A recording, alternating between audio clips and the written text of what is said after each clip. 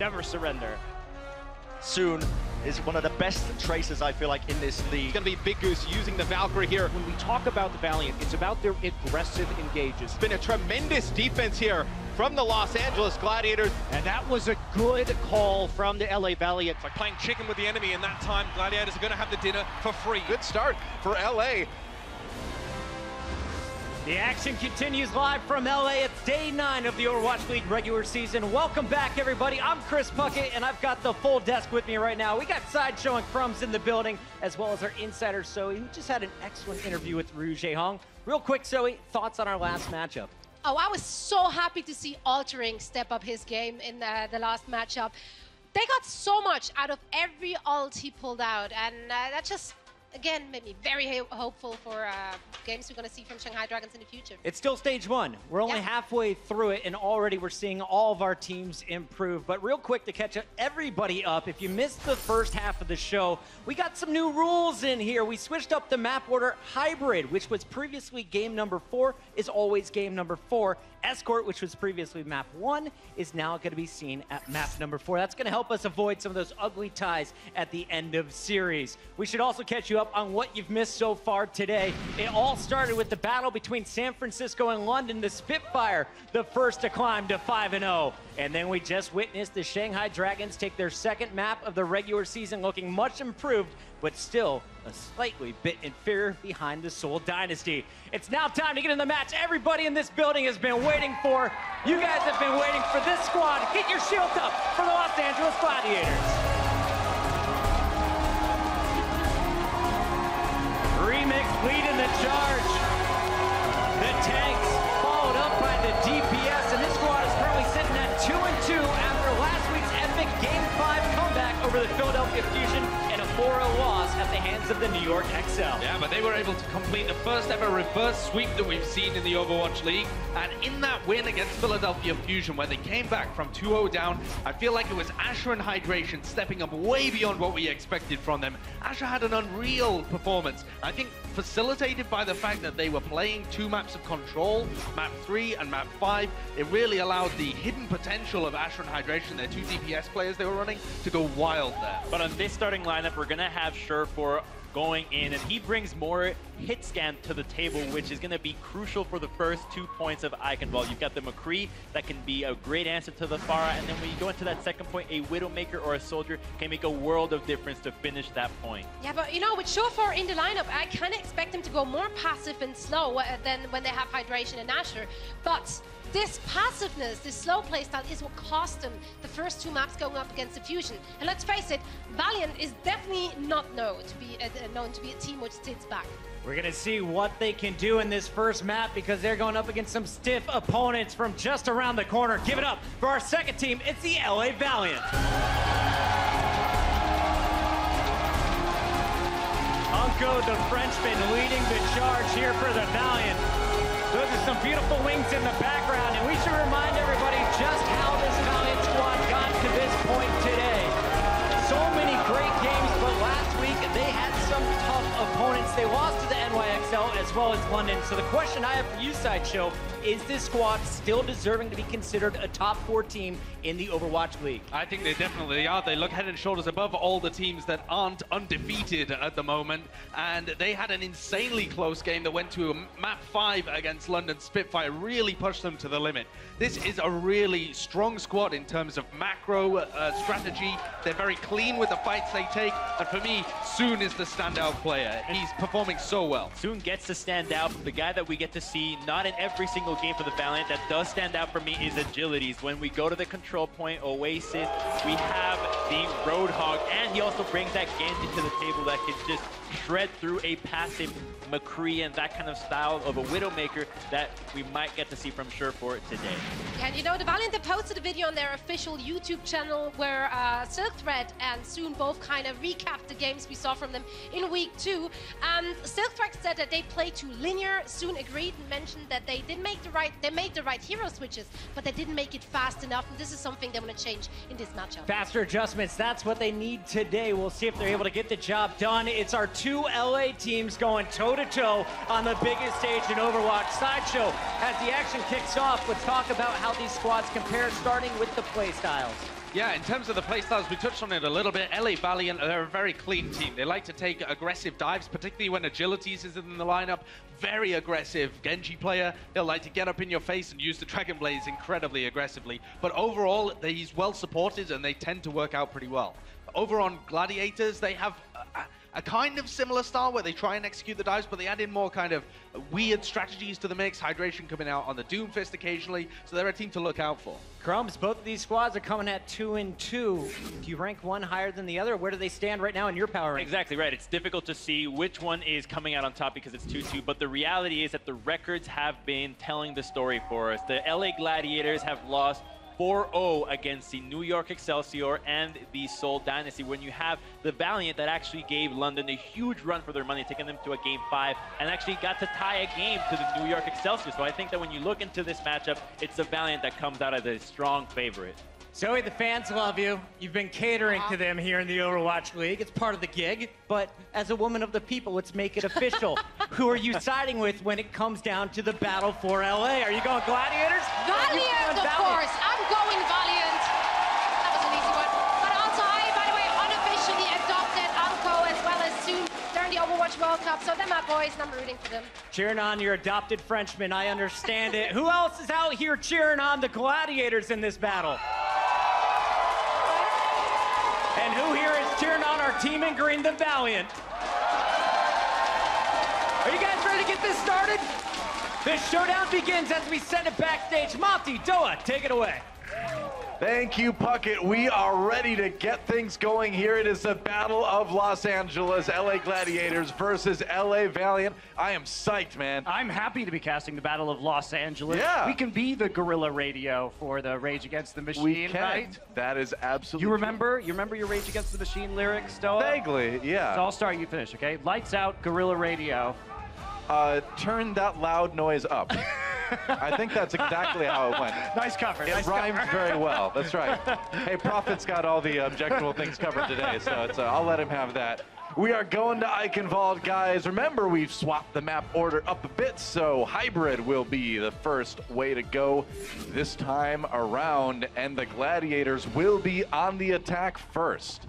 And as we've seen from the Gladiators, they like to run Asher and Surefour on Eichenwald, and it typically means, of course, that Asher will be playing the Tracer, but Surefour will take over in the Pharah role for Hydration, who normally plays Pharah on the rest of these maps. So I think we'll expect to see that. However, on the side of the Valiant, last time we saw them play, it was Silk Thread and not Agilities. True. So, of course, Silk Thread also having most of the Pharah play time on the side of the Valiants, but we may see Agilities pick that up here on the defense. Tracer and Pharah, very strong compositions for point A on this map. We've got a lot of sight lines to work with, and it's about bullying the defense back into the buildings with the rockets and having the Tracer finish off some of those kills. You are correct, and I don't think we're going to see Asher play that Symmetra, the only hero we haven't seen played yet in the Overwatch League, but oh well, maybe someday. Fate, what happened? It's okay, he'll be back, don't worry. He's not actually going to Nihana anyway. Winston will be the order of the day, as usual. Yeah, they are going to run Agilities on the Pharah, so we should see mirror compositions of Pharah and Tracer here if the Gladiators are going to go back to a strategy that we've seen in their wheelhouse from previous trips to Eichenwald. Yeah, quite possible. All right, enough of us on go. It's time to go to work. Time to hold that left click down, sometimes right click. All right, let's go. Los Angeles Valiant defending against the LA Gladiators. We are started. The Battle of LA has commenced, and Big Goose come around the outside on that Lucio. And how quick are they going to go in on this one? Waiting to boost around once Afara has people properly distracted. That's exactly what they'll do. Coming in on the right side now. Can Surefour put on enough pressure here? Big Goose, a little bit of pressure on him himself, getting a little bit low, trying to get that Tracer away. But soon as all over him, Kareem does go down though. Bishu with an early kill in favor of the Gladiators. And they are storming onto this point. Ooh, Asher falls though. Pharah v Pharah, one more shot! And a great combo from Surefour to take out Agilities. As soon, Envy, Fate, and Unko's still alive, though, and hanging around this point. Unko's going to make his way back to heal up the Winston. Kariv died early to a dive from the Gladiators, but they don't actually have any presence. They're waiting for their respawns as Big Goose and Remix come back in. That's right. So, a bit of a delay for the Gladiators, but they are back in action again, getting closer to some of those ultimates. And here comes Surefour firing those rockets into the house, trying to dislodge the tanks. Ooh, takes a big shot himself, though, has to back off and get some healing. Takes another one. Agilities not playing around here. And this Pharah v Pharah has already been pretty intense. Yeah, Valiant pushing forward, too, towards the choke point, not playing as far back as we typically see, but they don't want to get shoved back into the confined space of those buildings, so they want to try and play a bit more aggressively with their positioning. Not really. Oh, here we go. Surefour takes one shot, trying to connect with Agilities, can't quite do it. Self-destruct comes in and finds Big Goose. That's a big one. Ooh, Kariv a little bit low on that Mercy, and that's going to be another kill on Abishu, actually. Valiant holding strong for now. They've got a couple ults to work with, but some pretty crucial ones coming up for both sides, really. Yeah, absolutely. Shaz actually going to be on the Mercy now, so Big Goose will have the Sound Barrier coming into this next engagement, but resetting a support ultimate here. That's right. Shaz on the Mercy. So, soon biding his time. Both these teams playing it so carefully here. Oh, Big Goose getting low. He has to drop the Sound Barrier to stay up. They got to capitalize on this. Coming in now. Oh, and Agility's taken out Surefour. Both Pharah's grabbing a couple with their barrages, but when the smoke clears, Gladiators with a slight man advantage at the moment. Big Goose does get taken down, though, but a return shot from Surefour. And this fight's still going. Valiant holding for the moment, though. Envy needs a bit of healing on the outside. He's going to get demech. That's a problem, and Big Goose brought back up by Shaz. Unko's made it back now, and he does have that Valkyrie up. So he died early in that engagement before he could pop his ultimate, and now it's going to be the LA Gladiators cleaning things up on this point. Well, it's going to be hard to get rid of Remix, and he's going to make his presence felt here. One tick on the control meter already as they try to take point A, and with those kills, that should be about it. Yeah, LA Gladiators should get this payload moving. Valiant really committed there because the time was getting low, but maybe you want to save that Valkyrie to hold into point B because they didn't get much done. With Unko's death, Surefour was the one with the big kill. Takes out the enemy Pharah in the barrage, then barrages himself to make sure that they get the Mercy before the Mercy can use the ultimate. That point the fight's won, and there's not a way the Valiant can get back onto the point in time, and instead they end up sacrificing some important ultimates, and that's going to leave them with less to hold with now here in point B. Yeah, they've got some time though already. Surefour trying to find some shots with that Widowmaker, but the payload has already stalled at the drawbridge just a bit. Now finally moving forward. LA Valiant did burn a lot of time off of the time bank already for the Gladiators. It's really interesting to me that we're seeing Agilities play on this map when he's playing Silk Thread's hero pool. I agree, yeah. I mean, there is some overlap with those guys as we see Surefour fight for his life, but generally it has been Silk Thread on Eichenwald. And Big Goose with the sick double kill. Yes, generally, of course, both these players will play the Genji, but Silk Thread, the Pharah and Soldier player, whereas Agilities goes more towards the Junkrat and the Roadhog, but confident in Agilities here today. That's right, they're giving it a try anyway. Agility's on the Soldier now. And a bit of a replay here, seeing what Big Goose can do, of course, with this Lucio. Just finishing a few people off. Got a nice kill on the Soon, though. Picking up a couple there in defense of the payload. We are in the middle of a fight here. That's right. On the map, though. Soon manages to eliminate Bishu, and it looks like the Gladiators will take a bit of a breather here. As they move out of the way of that self-destruct, they're going to come back in now, though. And be down. No Diva for LA Valiant. That could be bad. Yeah, they're going to come back with the Diva right now, though. That means the Valiant are going to have to back off as Envy comes to join them. They do have the Tac Visor and the Valkyrie up, though, so a stronghold here is what they need. Big Goose trying to sneak this payload forward. He's been pretty successful about that. The fight has moved away from him for now, and it's still moving. Yeah, they need to play the payload right now. They have a big ult advantage, and they can absolutely make this delay happen and try and run them out of time. Well, now Valiant dives in, but they can't really push him back too much. Surefour does go down. Unko taking on the side of Valiant, though. Much bigger pick for the Gladiators. Oh, but Bishu finds Agilities with the self-destruct. And some of Unko's deaths so far have been unfortunately timed before he can use the Valkyrie and actually help his team out. He's been flying with some of his DPS deep into the enemy backline, and he's just been caught and picked off by the Gladiators. Now, this payload has moved forward fairly steadily here. Can they contest it right at the end? No, maybe not. Oh, it's gonna try. They get out. They get out just in time, actually. That payload did stop before point B. Soon falls almost immediately, though. Surefour, not a lot of pressure on him. Mercy Res comes in. Asher chasing down the Winston. Kareem's gonna go ahead and use that Transcendence as they try to keep that payload from getting there. Down to 20 seconds left for the LA Gladiators. Oh, and Fate takes on Surefour, who of course is res again by Shaz. Pulse Bomb not finding any victims, and Asher needs to back away. Not a lot of health, finally gets some healing coming in from Big Goose. There's the sound barrier they need to make this work. The payload's so close, nice kill on Soon.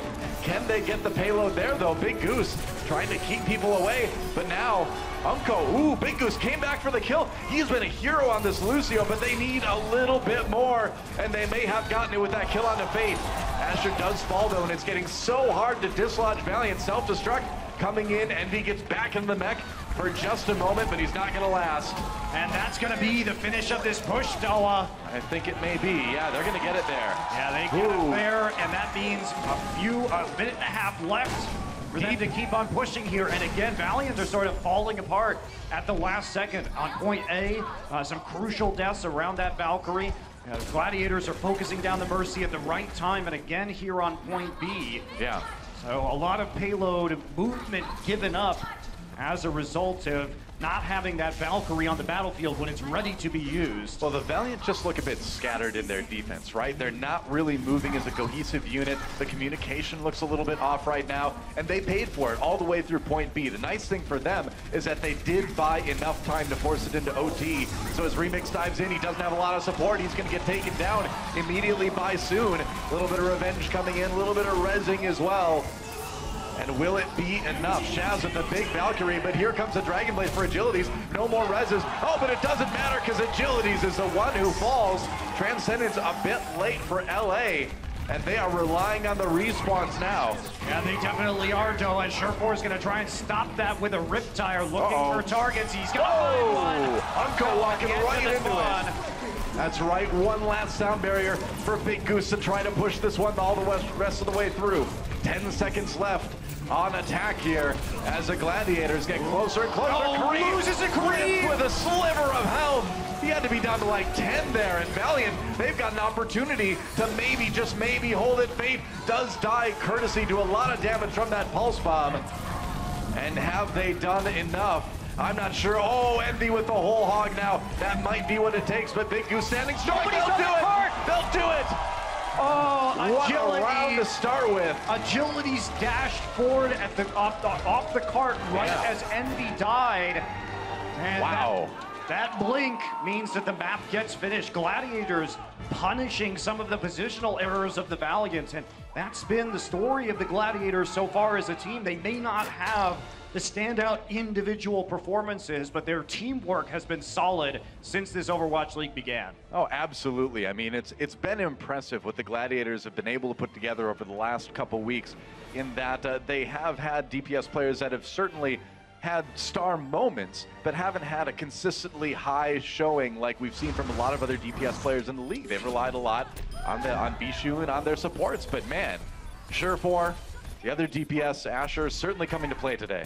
Yeah. Oh, nice shot. Yeah, Surefour really showing up on this Pharah, and you know that says something because hydration on the Pharah has been quietly one of the best Pharah players in the Overwatch League. In fact, it has been for before the Overwatch League. Yeah, absolutely. Too. But statistically right now, hydration is #2 in final blows per 10 minutes and #1 in barrage kills per 10 minutes. So he has actually been doing great work. So for them to have the confidence to bring in Surefour here really says a lot about Surefour's own abilities on Pharah, and he's showing him off right now. Yeah, I think it's the versatility that Surefour brings to, where he can go from that Pharah to that Widowmaker and back again with ease. Looks pretty good. Gladiators on the defense now. They had to take it to overtime, but they got the payload there. 3 points for them in their attack round. LA Valiant with a chance to respond. And this Los Angeles Valiant team has been a force to be reckoned with themselves too. They've really been the ones to take the top teams in the league to the limit. Indeed they have, and we'll see if they can push back here and complete the map against the Gladiators. That's the plan. See if they can pull it off. Agility's on that far now. Sneaking around the bell tower. At least I assume there's a bell in that tower somewhere. I'm sure there is. Oh, wow. Sure. Very close to the edge of the tower. Very close to death, too. Got the heals just in time. Soon, not so lucky, though, as he takes a break early. Fate goes down. LA may need to back off here. I think they will. And when I say LA, I mean Valiant. I should be more specific in this match. I think you should. It is slightly confusing. I may need to, yeah. The Valiant have to take a bit of a break. Agility's just firing some rockets in, building that ult charge. Also, though, building enemy support ult charges. Very important to note, yeah. I think a trade not necessarily worthwhile for them, especially when there's no backup or chance of finishing a pickoff, really, with a Tracer on the ground. True. To deal the remainder of the damage. Well, here we go. Valiant coming in again. Ooh, and it looks like they've got Remix pretty low. Gets the heals, though. He's okay. Meanwhile, Soon hoping to make this life count a bit more. Drops a pulse bomb in. Nothing out of that one, though. Fate does die, though. Here comes the res. Uncle goes ahead and uses that Valkyrie. This is the push they want to do. They've got Shaz backed into the room. They'll take advantage. That's a kill there. Can they get to him? Soon gets res by Uncle. That's their second one now. Envy does have that self-destruct. Uncle falls to B-Shoes. And Gladiators. Oh, Big Goose. Both Mercies taken out by D.Va ultimates. And that D.Va ult on the Big Goose was the really critical factor because he still had a resurrection charge remaining. And that was after Unco had already gone down. So Valiant getting the necessary kill at the necessary time to keep on pushing this forward. Yeah, and Remix trying to delay as long as he can, but I don't know quite how long he'll be able to do it. They can get back, actually. With the depth there of Soon, this might cause a problem. We'll get the resurrection. It looks like we're going to head back into another 6 versus 6, but Big Goose will fall again. All right, well, okay. That's a crucial pick on the Big Goose a second time here, and that may be the ticket. Gladiators, we'll see how much they want to commit to this. They will go for it. Oh, man, that's a kill on the Surefour. Agility's trapping him in that doorway, and Valiant seem to be pulling ahead slowly but surely here on point A. You know what's crazy, though, is if Big Goose had held back a little more and not gotten picked off and waited for his teammates, they wouldn't have had time to cap that point, and probably would not have gotten picked off. So that's actually a positional mistake by Big Goose. That's going to give the Valiant the opening they're looking for. That's right. It's the little things that are going to make the difference in this map, of course, as Agilities tries to take a position over the ramparts here. Needs to be careful, though. There is that Soldier 76, courtesy of Surefour on the other side now. And yeah, you have to worry about the other stuff, too. Yeah. Well, when you're standing right next to the platform, even a Tracer can kill you. That's right. On the Pharah. That's not going to be in an easy location to resurrect. They are going to give it a shot, though. Unco will nearly die in payment, but they had a little bit of protection from Envy. Envy, not much. Ooh, Surefour, not much protection against Envy. And Envy just perpetually needs healing. He's a nearly full I know, right? This is like the D.Va in all my rank games. As a Transcendence, they managed to get one out of Shaz, and he's going to charge the cart with it. Try to get something out of that one. Absorbing a lot of Agility's ultimate there. Surefour's on his way back to the high ground, though. Can he get some damage down? He's trying to pick off Envy from the flank right now. Oh, now Envy needs healing. Okay, now you can say it. He's out of the mech. Gonna go ahead and try to use that self-destruct. Can he get back in? Yes, he can. Back in the mech once more. Soon trying to guard the point here. There's a stick. I think he got the D-mech there. Yes, he did. Bishu out of the D.Va suit, and Agility's right there to pick up that kill. Remix, the only one on the cart right now. He's got a little bit of Mercy healing coming in.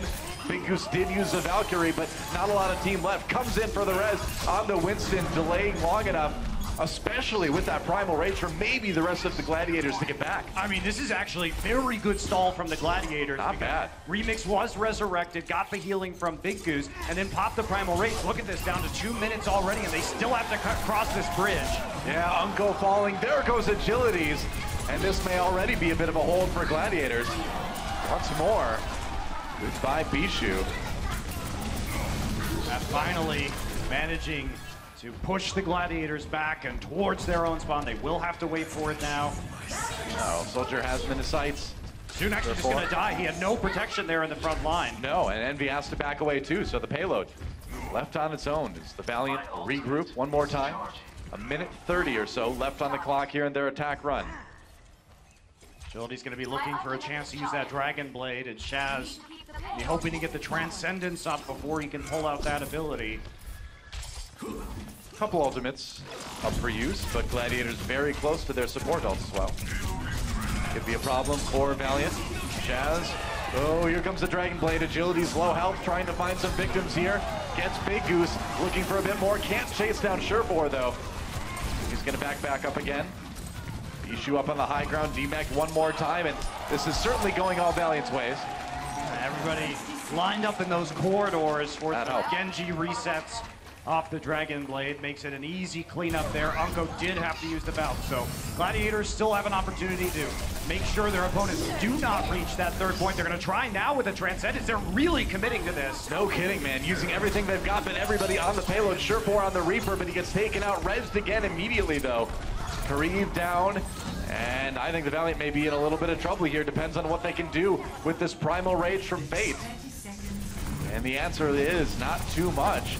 Maybe they can push Gladiators back now. Hard to say. Agility's with another Dragon Blade. Chases down Surefour, looking for more.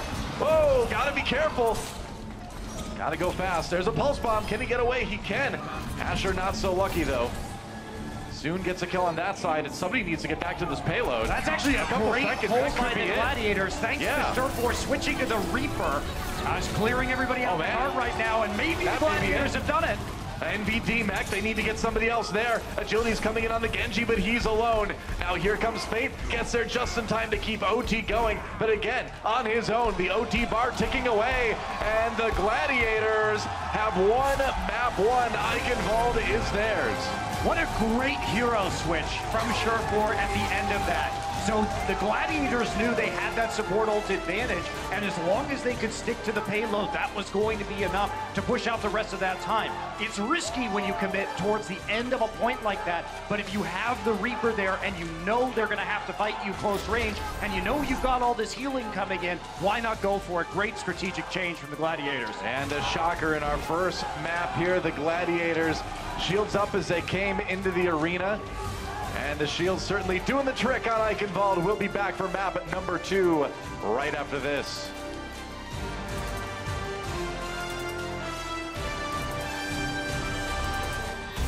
The Overwatch League is brought to you by Intel and Omen by HP.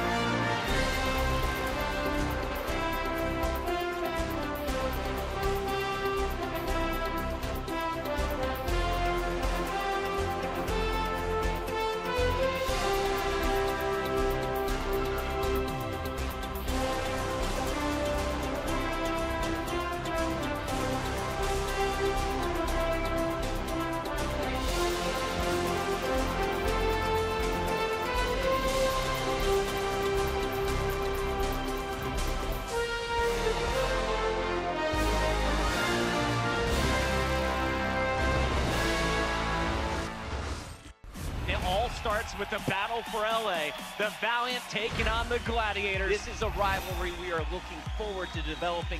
We're looking to dominate them and show that we are one of the best Western teams, if not the best. They've already a team for a while, and I don't think they will be improving as fast as us. The Gladiators said, we want to be the Lakers, not the Clippers. Preseason it was 3-1. The Los Angeles Valiant claim the city of Angels. We're looking to 4-0 this time. Preseason they seem to be the better LA team. The kills continue to come in for Los Angeles Gladiators. You know, I think it could be anyone's game.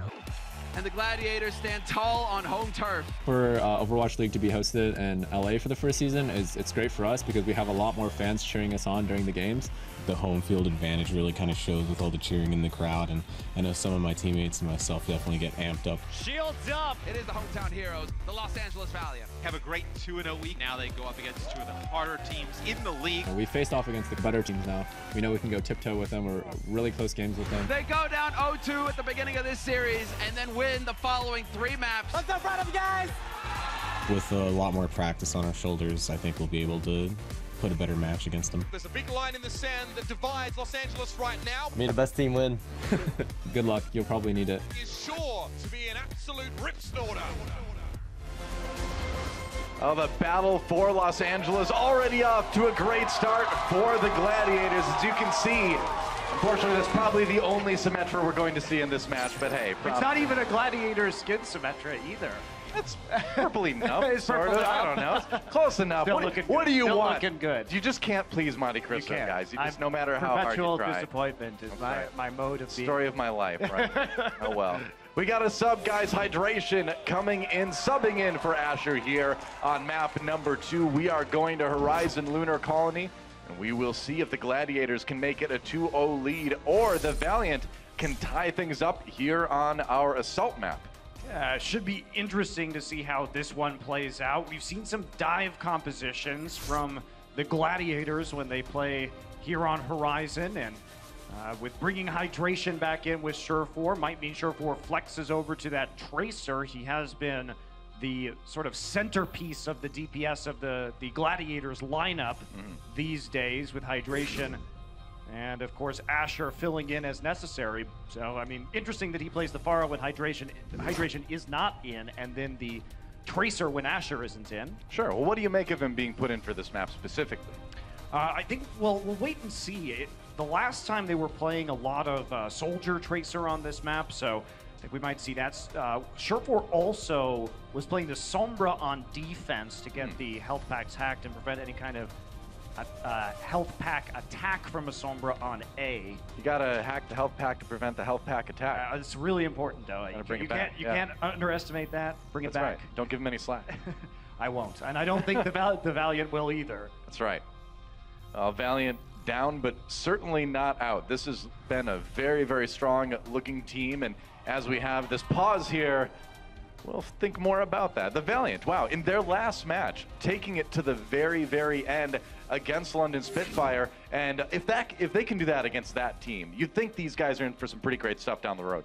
Yeah, I agree, and their teamwork has been the core bonus or plus that we've seen from this Gladiators roster, whereas opposed to the Valiant, who've been aggressive and they still make some mistakes at times. It looks like their judgment on when to use their ultimates was a bit off in that last map in particular. You look at scenarios where you sit there and think maybe that could have been a full hold on A, maybe that could have been a hold sooner on point B had they managed their ultimates a little bit better. It's a tough call. I'd have to go back and take a look at that again, but it just didn't seem like they were really at their best. And the other weird thing about the Valiant is how much time they spend on overtime pushes. And by that I mean when the wick is burning down, they make a lot of payload progress. It seems like sometimes they're reluctant to go all in on an objective, and once the time forces them to do that, they are more successful than they are without that impetus there. So hey, maybe they're just like, they're a team that operates well under pressure, Reminds me of me in college. I couldn't get anything done until it was into overtime, basically. Night before. How'd that work out for you? Hey, look at me now. I'm doing great. He didn't actually answer the question, you'll notice. I think everything turned out fine. Maybe not in all classes, but, all my esports courses went great. That was all extracurricular, though, at the time. Okay, they're your extracurricular esports courses. So the cause, Stay in school, kids. The cause of the overtime push turned out well, but we don't have any evidence that the overtime push itself. You don't want to end up like old Doa here. I couldn't agree more. Study hard, kids. That's right. Well, here we go. Back into the game. LA Gladiators on the attack one more time. LA Valiant on the defense as we get things started, and we may have the Slambulance coming in for the Gladiators. Will it be that 4-tank Lucio Moira push, or will it be something a bit different? Hard to say now. A lot of hero switching going on, but it's something that we've seen in the past. Yeah, it is. And something we've also seen in the past is this pick composition from the Valiant on defense of point A. So this may be a bit tough for them, though. It depends on how much damage they can get done with Agility's Junkrat onto the tanks if we are going to see that. And we are going to see that. Oh, boy. A bit of a new look here for the Gladiators. That's right. Going to be coming fast and furious with the quad tank. Big Goose speeding everyone along. Shaz with that big AoE healing on the Moira, and they're going to run right past the Valiant. That's the plan. All right, they're going to wait for the speed boost here and then hit it. Here we go. Corner. Actually, they're going directly underneath. Right side. Yeah, we don't normally see them right side, but they are going to cut off the approach by Valiant. Valiant are rotating all the way around the opposite side of the point. They're running around the outside, actually. Oh, that was tricky, man. They made the Valiant take the long way around. There's a hook. Who'd they bring in? It's Envy. That's a lot of hit points to get through, but he's going to back away, and they're going to take down Fate instead. 2 ticks already. Have the Gladiators just done it right now? They got to come in. They got to make something happen here. Valiant in a lot of trouble already here on point A. Fate brought back to the battle, and Chaz already with that coalescence. No surprise there. It builds fast, and it may be enough right off the bat as Unko falls. Gladiators will steamroll point A. The Slambulance has arrived. It has, Doa, and there's so much I want to say about that, but we're getting right back into the action. Analyze it later, man. That was a sick push. We're into point B already here. Valiant fighting for their life. Another hook onto Fate, and the Gladiators' momentum has not been broken yet. Well, they're actually going to commit the Earth Shatter there. They're going to get some more kills. Remember, there is no mercy on the side of the Gladiators, so that's our final. Unko will bring back the 2 kills that have already been gotten, and that's going to be the Valiant eventually cleaning this up. All right. Ooh, late coalescence for Shaz. Don't know about that. They actually used the sound barrier, too. Okay, they're going in. No hydration here. Yeah, this is not going to be a successful push. They're dumping all their ults, and they're going to switch off. I think so, yeah. Okay, so to go back to what we just saw, we rarely see the Slambulance, as you call it, go down the right-hand side of the point. Right. Usually you want to wrap around. But in that case, they just beeline directly to the point. And crucially, at the end of that, Agility's shooting the tanks got his Riptire up very quickly, but he detonated it into Sherfor when Sherfor had the Zarya shield, the bubble on him, in the back line, so there wasn't any value there. And once the pick didn't occur, on the side of the Valiants, they were forced more or less to give up that point and give up that push. Sure enough, well, Sherfor on the high ground now, as the Gladiators try to find a way to push into point B here. They're at a bit of an ult disadvantage, so they may take it easy for a little bit. Agilities goes ahead and uses the Dragon Blade. They're going to take this fight quickly. Sherfor falls here. And if you're Gladiators, you're not too worried about this. You took point A so fast that you can take your time here. This is efficient ult usage by Valiant and Agilities. Great. With a pretty big individual play there. That's actually very efficient ult usage by Valiant. So because if you fail the Slambulance on point B, if you do not snowball with all that crowd control, and you get somebody picked off and you don't have the mercy, the issue is you have to change basically your entire composition. So Valiant knows that they can just use the 1 Dragon Blade. There aren't going to be any defensive ultimates, no support ults on the side of the Gladiators. But you're going to get great value, and you're going to prevent them from poking you, healing themselves up through your poke, and getting a lot of charge. Meanwhile, you're building up your own support ults. So Gladiators can take that first point very quickly, but the problem is if you don't snowball immediately, it does stall out, right? You do have to massively reset your composition, and it's going to take longer, much longer, in fact, probably to take point B. Yeah. Well, they do have time. Still about 4 minutes, 25 seconds left for the Gladiators. Valiant holding strong, and again, watch that ultimate usage. They want to use as little as possible. Good pick on Shaz and Big Goose soon. Going wild, 2 support kills right off the bat here, and this push is dead before it started. Yeah, Valiant have stabilized now. Very well. Running the quad tank at first was an answer to what we had seen, that pick composition that the Valiant had played on defense here on Horizon before. So that was a good strat by the Gladiators to deal with. You're not going to pick off one of those tanks most likely, so you have to hope for a support. When you don't get that, you can be rolled very quickly. However, now that the Valiants are over the initial shock, they've had a chance to go. Oh, no! Oh! Baited! It was a trap all along! He knew it. Surefour drops the tactical visor, though. They do kill Unko, so the Gladiators with an opportunity here, maybe. Agilities may pull out that Dragon Blade. The Transcendence keeping him up for the moment here. Unko uses that Valkyrie, too. But Gladiators still picking up a few more kills. Can they get more once the trance is done? Here comes the Blade. That's a problem for the supports on the Gladiator side. And Valiant will hold in the apocalypse. And that was a little too optimistic for soon getting into your back line. You're forced to use both of your support ultimates, and you can't really put any pressure onto the point because the Valiant were already harassing players far off the point towards the spawn of the Valiant, or the Gladiators rather, so not going to have much of an opportunity to get the control percentage up, and instead everybody just empties out their ultimates, and we're going to reset with about 2.5 minutes remaining. And here we go, another Riptire coming in for hydration. What can he find with this one? Gotta be careful. Ooh, he got agilities. Okay, so there's one. Man advantage as the Gladiators dive in. They're gonna need more though than just that. Vishu D-Mech, that's a great start for Valiant on the defense. Surefour coming in, trying to fight that Tracer v Tracer. Little help from Remix, and he finds the kill onto Soon. Remix is just corpse guarding right now, so that Unko can never resurrect these DPS, but as a result, he's not actually helping to get any more of these pickoffs. Well, Surefour is having a pretty huge presence on the point right now. Hard for anybody to approach. And Valiant struggling a little bit to defend this one. One tick taken by Gladiators already. Less than 2 minutes remaining, but Valiant needs to start holding here, and they will. Shaz taken out, as is Remix. Agility still has a chance to use the Dragon Blade. He pulls it out, but explodes. That's right. And nobody likes to explode. At least that's what I've heard. Except for Diva. That's right. Well, she does. It's not. I don't know if the South Korean government likes it though. They go through. They go through so many mechs. What's the budget for Diva's mech, by the way? That's got to be really draining the South Korean economy in the future here. He goes through a lot. By the way, who designs a mech where the most powerful thing it can do is self-destruct? I don't know, man. Everything's so disposable. Soon taken out early. Transcendence used on both sides. Envy waiting for an opportunity. Oh, Unko got taken by Hydration's Riptire. That's a big start here. Envy gonna go ahead and use his self-destruct too. Can he catch the Mercy? No, he catches Bishu instead. Grieve does go down though. Support's falling, but Valiant has that big respawn advantage right now.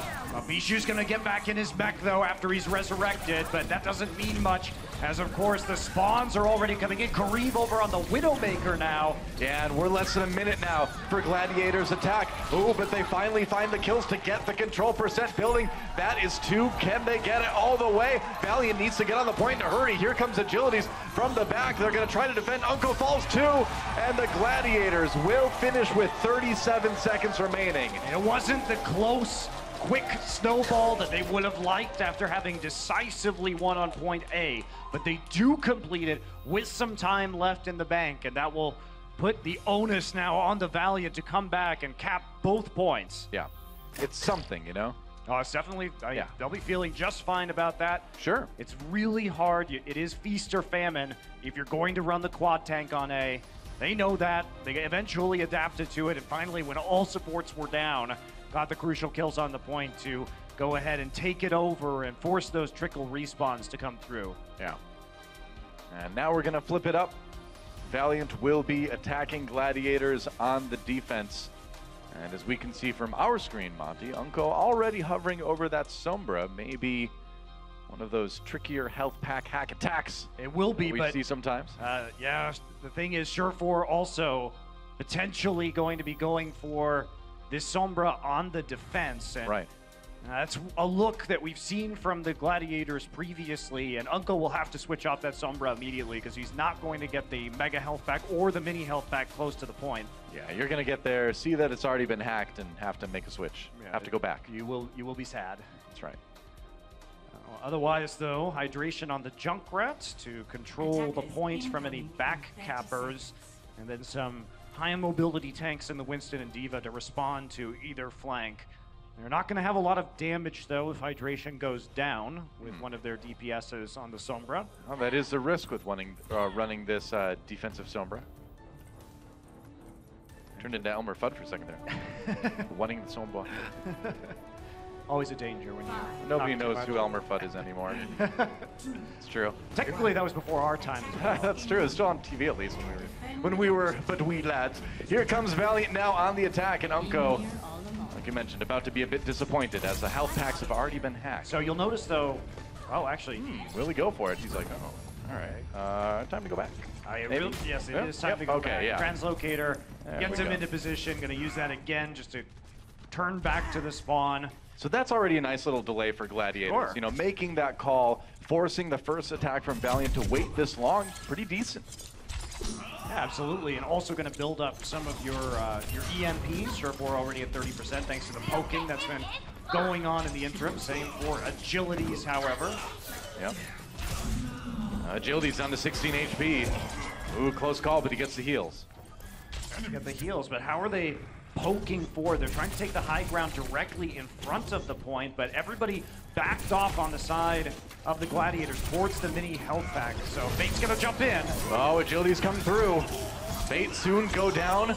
Valiant's attack not going too well as Agilities is catapulted across the map, and that's going to be a pretty smooth hold for Gladiators so far. You really have to kill somebody immediately if you're going to make that dive. They have that fast respawning mini health pack. Your supports are very far away from you at that angle and not going to have line of sight if you dive behind that pillar towards the mini. So have to be cautious.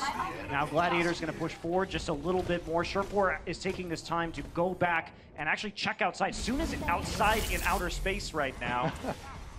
Hey, you know, it's fun to hang out in space sometimes. Sherpor with that EMP built up here. Agility's on the far end now. So Valiant changing their strategy one more time here. We're running out of time, though, down to just about 2 minutes remaining. Sherpor coming in. Remember, that EMP will be crucial in defending it. Wrap around right here. Wait till they commit to the point. There you go. He finds it. Big EMP comes in from Sherpor, but they need to make something out of it. They will. Fate goes down right away. There's a hack onto Envy. Rez comes in. Fate back up again. There's a tire. Manages to demech Envy, and it looks like that'll be enough. Gladiators will hold on to point A for a bit longer. We'll see though, they're still falling. Migu's gonna get a couple of reses onto Hydration and Shaz. Yeah. Fight continuing right now. Fate wants to get into these back lines, and Unko's gonna try and hold on with the Transcendence. Self-destruct has Valiant zoned out quite a bit. Bishu back in the mech again. And Valiant. Oh, Kareem was hacked at the end. Kareem was hacked and so could not escape. Yeah, that's right. One tick for Valiant so far. Remix very low. Ooh, they gotta keep him up. He gets the heals. They barely keep him alive. Valiant with some ults now to come back with.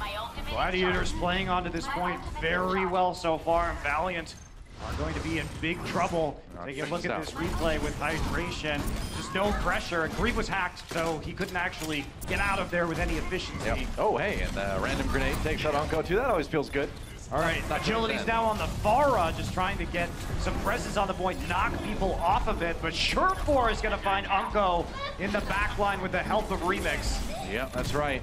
Winston coming from above on the supports of Valiant as well. Hydration, one more time on that Junkrat, trying to finish off the Tracers. He's got the Rip Tire, and he can whip it out at any time. Sherpor taken down, though. It's not the big pick. They need to kill Hydration to eliminate the damage here as those grenades still working into the point soon. Good zoning. Yeah, escaping the mines and trying to get him away right now. Nobody really to deal with the Farah. Yep. That's right. Kills coming in for Gladiators. Remix down again. Well, brought back up again, actually. Here comes a Riptire. Can he get Mercy? No, he gets Envy instead, who's brought right back up by Mercy. Bishu on the point. Self-destruct. Just to delay a little bit more. Gonna fly into the high ground. Oh, that was tricky, man. Tried to make it slide down, explode right at the last moment, but Valiant wasn't caught by that. They will be caught by the other members of Gladiators, and that may be about it. Overtime ticking away once again, and Gladiators will make it a 2-0 lead in this series. Not only that, though, but a dominant point A hold. Yeah, really. Playing very well around the Sombra and punishing a lot of those mistakes. They are looking good tonight.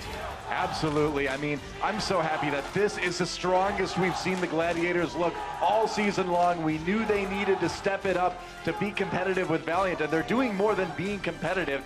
They are, I would say, pretty much dominating. Yeah, this is a team that has struggled against top rosters, we have to say. They haven't picked up a map win in any of their match losses, but they're coming out 2-0 against the Valiant, and something I don't think many of us expected. Pretty exciting start, but the battle for Los Angeles is far from over, guys. At least 2 more maps coming up, so don't go anywhere. This is the Overwatch League.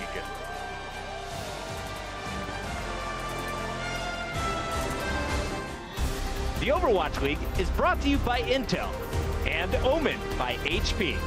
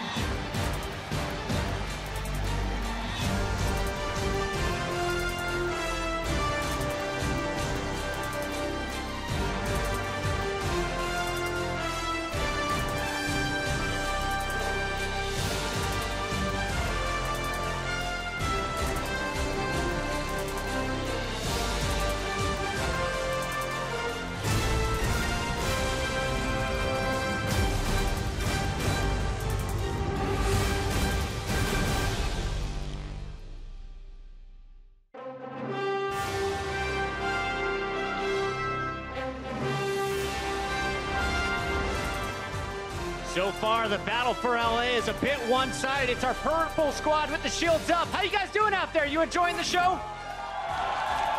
It's been a great one so far. Gladiators are now on match point, but it's been very close games, and we're going to take us back to our first map. It's Eichenwald, and on this map, we were a little bit surprised to see Agilities in the lineup for the Valiant. A lot of FARs came into play, and as we open things up here, I want Crumbs to walk us through some general strategy. If you're a new player looking to improve on this hero, here's a mistake you want to look out for. Yeah, so in the FAR versus FAR matchup, you'll end up building your ultimate very quickly, but it's the guy that stays calm like a bomb that will be prevailing in the end. And Agilities blows his ultimate first, and that's very dangerous because you put yourself as an easy target for the other Pharah to take you down.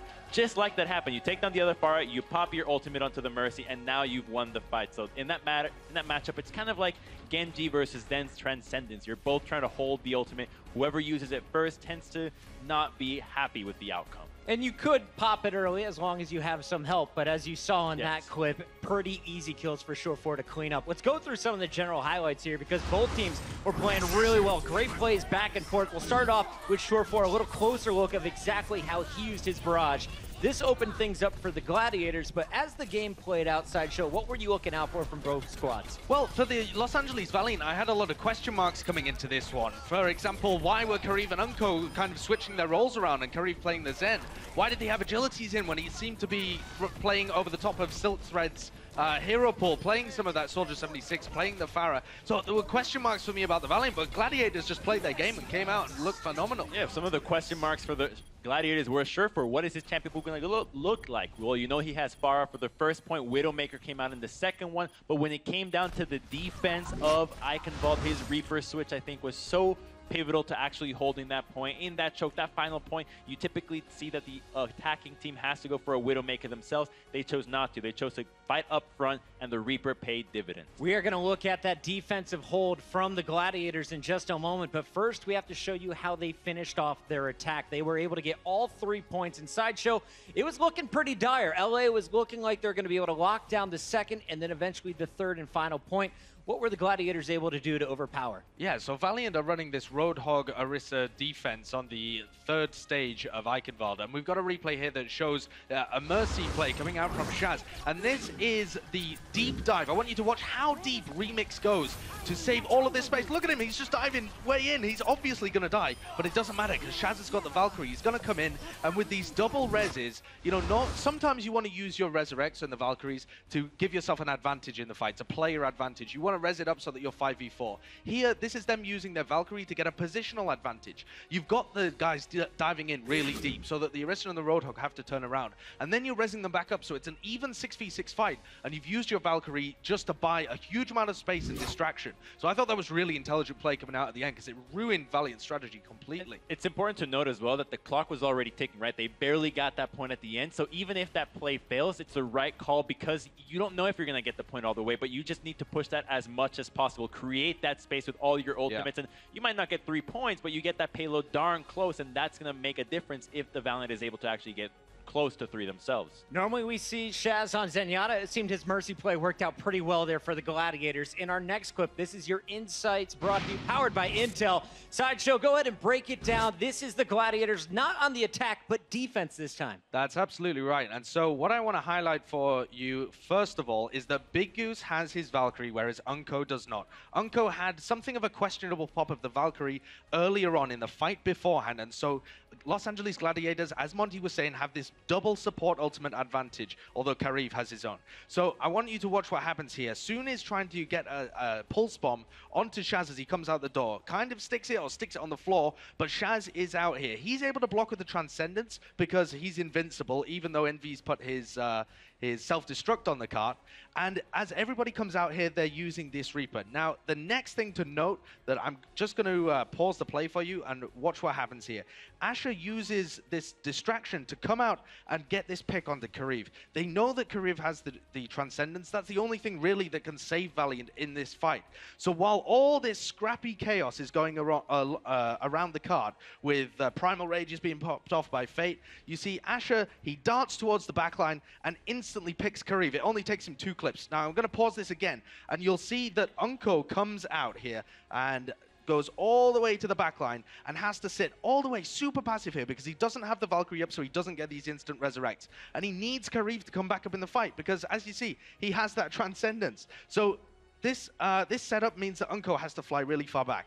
Now, what else does that mean? It means that Los Angeles Valiant can't retreat from the point because they have to keep everybody here in this big, wide circle. Because if if for a moment the Gladiators are able to push up at all, they're going to be able to deny this Resurrect coming through, and Los Angeles Valiant have no chance in the fight.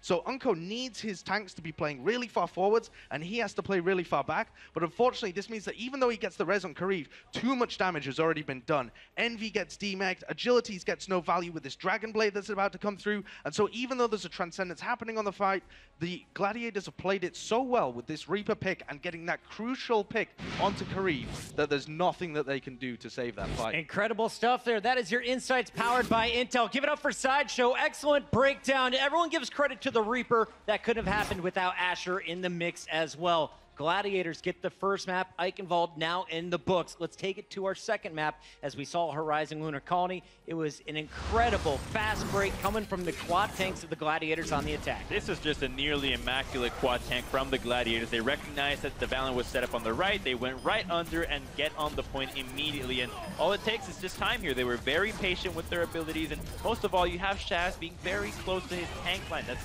incredibly valuable for getting that maximum amount of heal. You get your ultimate in about 40 seconds this time around. Great timing. And then, unfortunately, they weren't able to snowball into the second point, but they got it in the end.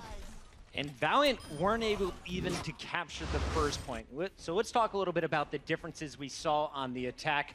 The first thing we noticed was the Sombra coming into play. Surefour for the Gladiators playing Sombra on defense made sure that the Valiant on their attack couldn't use the Sombra at all. Can you explain that real quick for any of the fans who don't know how this plays out? Yeah, so right now we have the two most common strategies that are the quad tank or you have the Sombra strategy, but we haven't seen a lot of the defensive strategies be developed, and one of them is starting to surface today, and that is having Sombra on your defense, because if you have Sombra already, you've already hacked the point, so Sombra can't get a whole lot of value on the offensive team, so she has to switch. So by having the Sombra already, you're basically dealing with one of the compositions already, and if there is a quad tank, your hack can actually be very valuable, right? You hack that Reinhardt, he's basically useless on Orisa, Diva.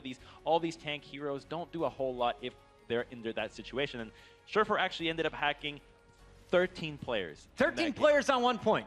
Yeah. On 1 point. And he was getting an average of 4 players every time he used the EMP. Now, this is massive. We've seen, particularly when we were watching the Dallas match and they tried something similar, Timmy was getting almost no value out of those EMPs. They're difficult to hit on Horizon as well, because you've got doorways in the way, you've got players flying all over the place. So I think this was a huge value that Surefour's got out. So far, he's standing out as well, has had fantastic performances. All right, well, I just looked behind us. It looks like the players are sitting back down. That means game number 3 is just a few moments away. Before the break here, guys, the map is not Oasis. We're going to Ilios for our third map in the control.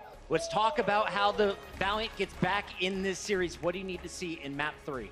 I need to see Soon going massive on the Widowmaker, to be honest, because this guy's had phenomenal performances before, and if he's backed up by... They like to run Silk Thread on the Tracer sometimes as well, so I want to see a bit more diversity. I want to see Silk Thread back in the lineup as well, to give them a bit more stability and with their ultimate. I want to see Agilities and Silk Thread here. This guy has proven time and time again that the Hog is more valuable on the Oasis than the Widowmaker, and I think that he can certainly put up the performances. The Valiant is not out for the count here. They almost reverse swept the London Spitfire, so 0-2 to these teams doesn't mean anything. All right, it's time to hype up the crowd one more time before the break. If you think that we will see shields up and the Gladiators finishing strong, make some noise.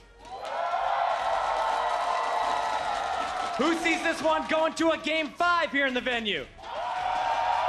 The Valiant got to win back-to-back maps. We'll see if they can make it happen on the other side of the break. Don't go anywhere. The battle for LA continues in just a few moments. The Overwatch League is brought to you by Toyota. Let's go places.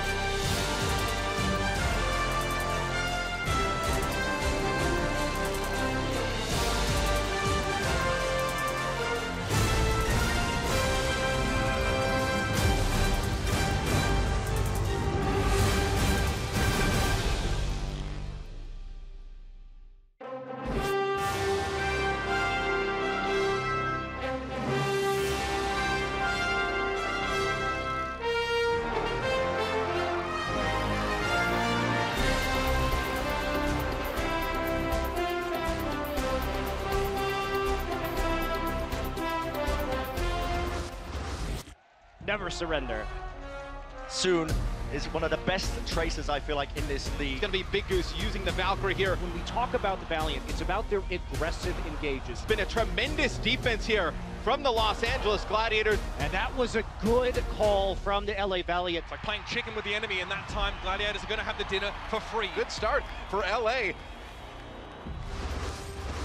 Welcome back to the Blizzard Esports Arena here in Burbank, California. The action has heated up, man. LA Gladiators up 2-0 over the LA Valiant, and that's the result so far in this match I don't think a lot of people are expecting. I would not have predicted this, though. No. In fact, I did not predict the Gladiators to win, but now we are in the situation where the Valiant are going to have to reverse sweep to come back, so they must win the next two maps, force our final map on Lijiang Tower, and then win that as well. So a tall order, to be sure. Absolutely, but I think they can do it. I mean, this is a team that's proved time and time again that they are one of the strongest teams in the league, and I would not be surprised at all to see this go to a map 5. Silk Thread in for Agilities on the Valiant side, and a sub over on the Gladiator side as well. Asher back in, subbing in for Surefour this time. And when we do see Asher, it usually means the Tracer, probably some Widowmaker if we do head to Ruins, however. Hydration, very versatile player, but likely we're going to see some Pharah, especially if we are on Lighthouse. I would imagine. We are going to Ilios for our next map here, our control map, and an opportunity for Gladiators to win the match right here. If they take it, yeah, we're going to still play 4 maps, but they will have won the series. Valiant needs to win this to keep their hopes alive, to maybe get the reverse sweep, maybe force it to that 5th map on Lijiang Tower. Gladiators, you know, they showed us they can reverse sweep already, so can the Valiant do it? Yeah, I think the Valiant are going to have a hard time, though. They need to clean up their comms. A lot of their issues have stemmed from mistiming of the support ultimates, or just dying with support ultimates still up. They've been targeted very efficiently by the Gladiators. I don't know.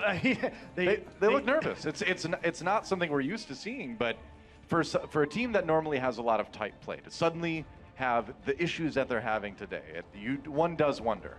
We're not on the comms, we don't know, but it is interesting to see how things have fallen apart a little bit for them in the first couple maps. Yeah, we are getting an early look here at what are likely to be the team compositions that these teams are going to be using. Yep. Soon we'll be on the Widowmaker as we see the swaps out for the Valiant. Asher will be matching the Widowmaker on the other side. Hydration, usually we see Agilities playing the Roadhog.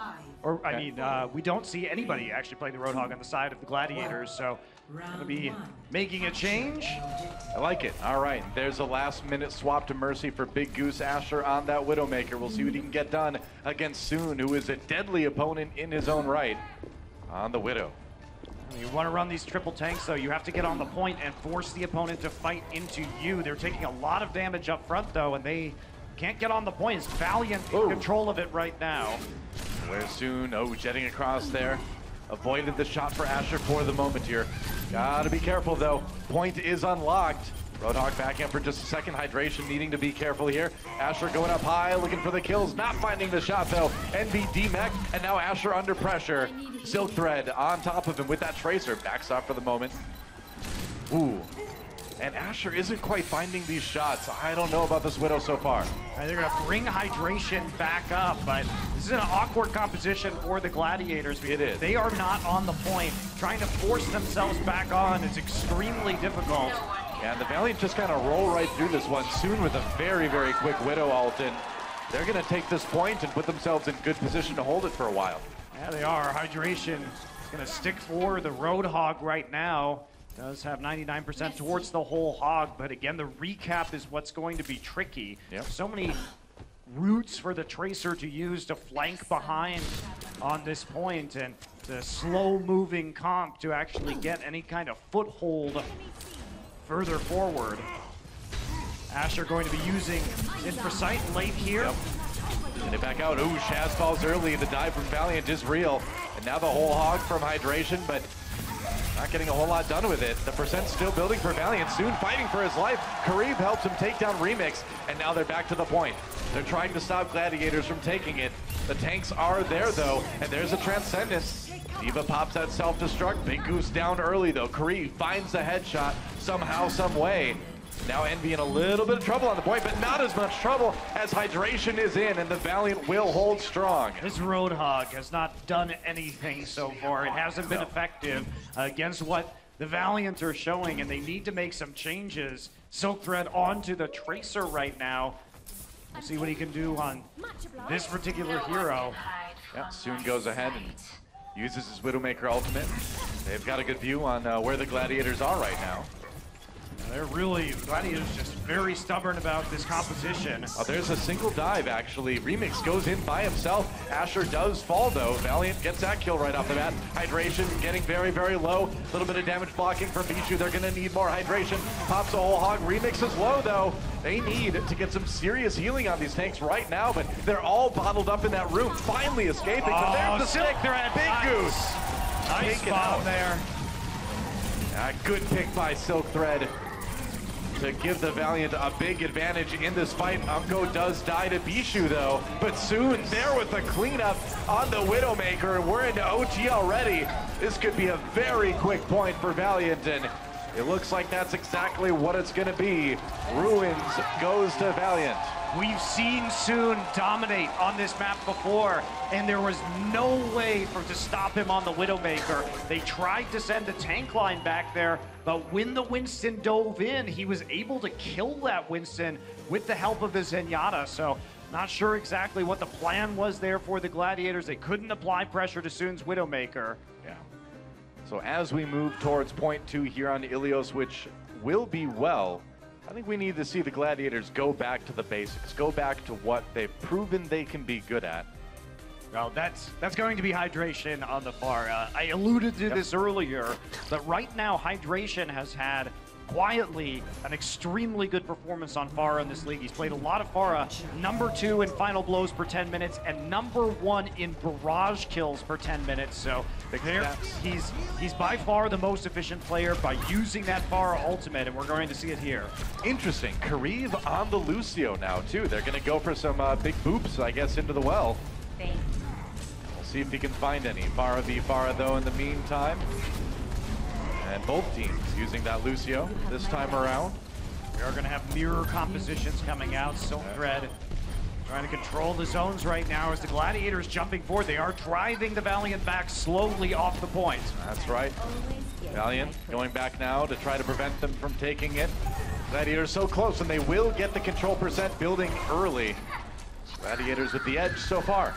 Envy gonna reset into the well after getting D-Mech. They know they just have to minimize the amount of time that their Diva is going to be down, so Soon is going to creep around, though, on the side. He's already setting up for this other attack. You can see he was crouch walking over to try and get a flank onto that back line. Coming in from behind now, getting some shots in on the Hydration. Meanwhile, Kariv on that Lucio, still building towards that sound barrier. Remix falling early. Nice self-destruct kill onto Unko here. And Kariv just finds himself without the ability to do a whole lot to help his team right now on that Lucio. Kind of starting to question that pick a little bit. And the Asher clean up on the end of that point. Exactly what you need from your Tracer player. Getting some more stagger kills in. Yeah. And Gladiators looking dominant now, but they're back on some comfort heroes after an interesting attack on Ruins, but it's been all Gladiators here so far on well. That's right. Valiant doesn't want to lose this round, obviously, but it's not the end of the world. They'd still have Lighthouse. But you don't want to put yourself in that position. Good defense, though, from Gladiators so far. Hydration with that barrage. Getting ready to use that. Oh, maybe not. Oh, reload! Oh, man, that was an easy shot, but the reload came in at the wrong time. Kariv gets the sound barrier off just before going down. Silk Thread not making that barrage work this time. Will get revived, though, by Unko, so coming back in. Hydration patient with his barrage now. Oh, one more shot. Oh, we can't quite hit it, though. But yeah, again, the patience with that barrage could come up big. Going back again, just zoning so well with this Pharah, and they push the Valiant back again. Shaz, another nice shot. Shaz is battle mercying right now as he chases the members of the Valiant away, having used his Valkyrie a little bit later. Hydration's been sitting on this barrage the whole time, and now the Valiant are going to have to walk into that barrage with no ults of their own. Well, this is big, man. He's held it for the entire match. Now's the time to make it count. Looking for the angle right now. Maybe he can get behind Valiant. They've already taken quite a bit of damage here. Reed a little bit low. Where's the boo-boo? Remix goes down. Good start for Valiant here. We're into overtime. This is where Valiant seems to thrive. Envy demeched, though. A good opportunity. Fate falls as well. Yeah. Quite finished the kill onto the Tracer, so he's looking for some support on the opposite side. Wants to punish the Resurrect, but he can't do it. Fate comes back up. Yeah, that's right. Hydration, meanwhile, still lurking around the back. Waiting for it. Valiant not able to gain any control percent just yet, but Bijou was demeched and delifed. Is this the moment? Hydration still holding that barrage, but he's been good about using it. They're going to back away. All right, they may just give this one over. Yeah, they will to the Valiant. And look at how many ults Valiant has. Normally you would say, hey, LA's in a pretty good spot. They've got 99%, but Valiant's got a real chance with some efficiency, don't they? Yes, they do, and they came into this fight with 0 ults, so it lasted so long. Yeah. They nearly get all 6 available. Same can be said on the side of the Gladiators, however. A crazy fight. Gladiators building up the last of their ults as well. Yeah, this is the time for the Gladiators to play it slow, though. Go ahead. Try and get as many ults out as you can. You have the time to work with here. Force them to use the support ultimates if you can. Oh, Pulse Bomb not getting a lot. Soon coming back again. Silk Thread gets the kill into Hydration with the barrage, but falls himself to Big Goose.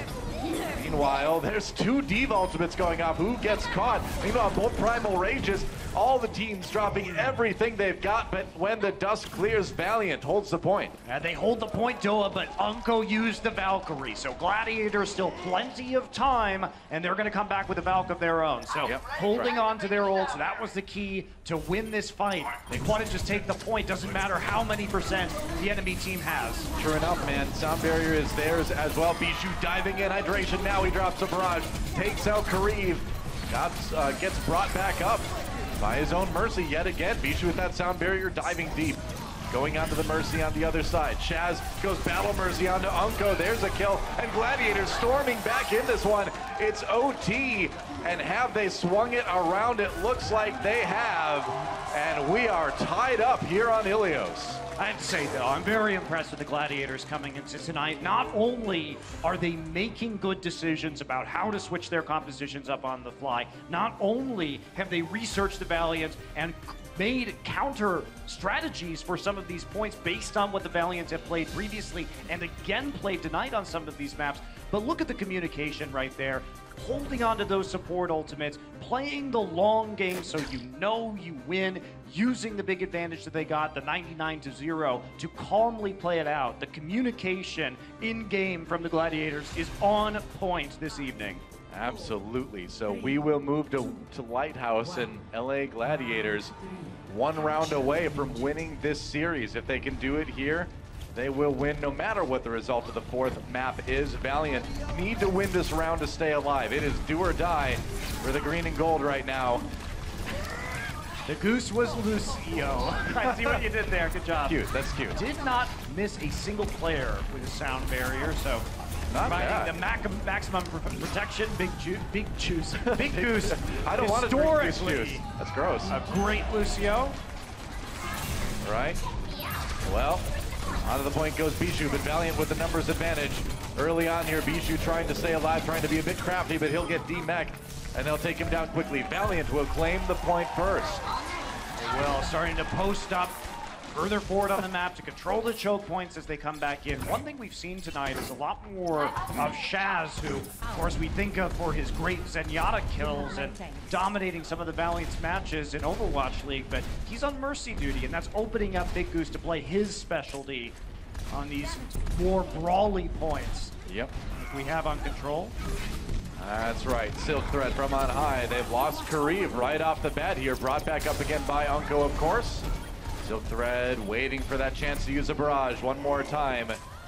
Just 30% already. Looks like they'll hold on to it. They've got the leeway to do so. Yeah, just about resetting there for the Gladiators. You're not going to win that fight. Unko used the Valkyrie to get the res on the pick that Bijou accomplished right off the bat. You don't even have a Valkyrie yet, so it'll be hard to grind through that from one player down. However, you wait till Shaz now has that ultimate available, and this is an attack that you can make work if you're the Gladiators. That's right.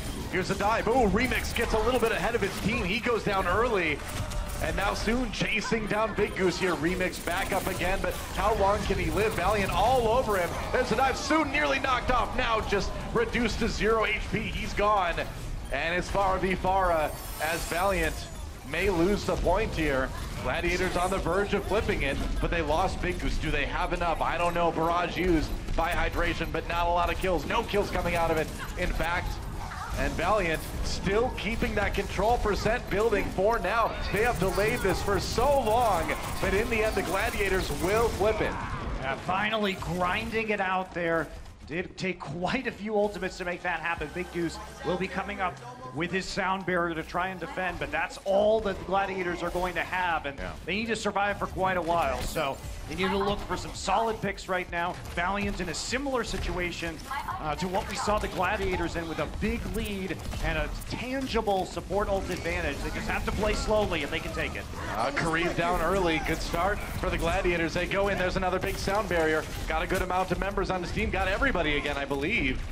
And Valiant backs away. They've got the 2 support ultimates. They don't need to take it right here. Well, going back to the clip that Sideshow showed us last time, this is a difference. Kareem goes down with his ult, but they don't have to pop the Valkyrie immediately to resurrect him. Instead, they draw out the sound barrier, and now they can just wait for him to revive, join the team, and attack again. He's playing it smart.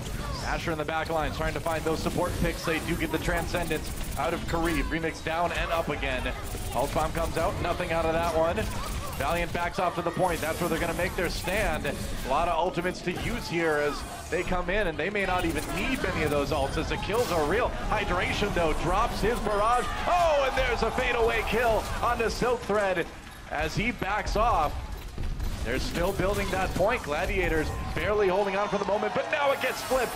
Valiant getting so close to keeping themselves alive in this series. They're at 90%. Yeah, it's going to be tough for the Gladiators to even get back to this point with everybody. Shaz resurrecting now. Well, Shaz was down a little bit out of sync with the rest of his team. They're going to be without that Mercy for a lot of this brawl here. Overtime, they got to go in. They can't wait.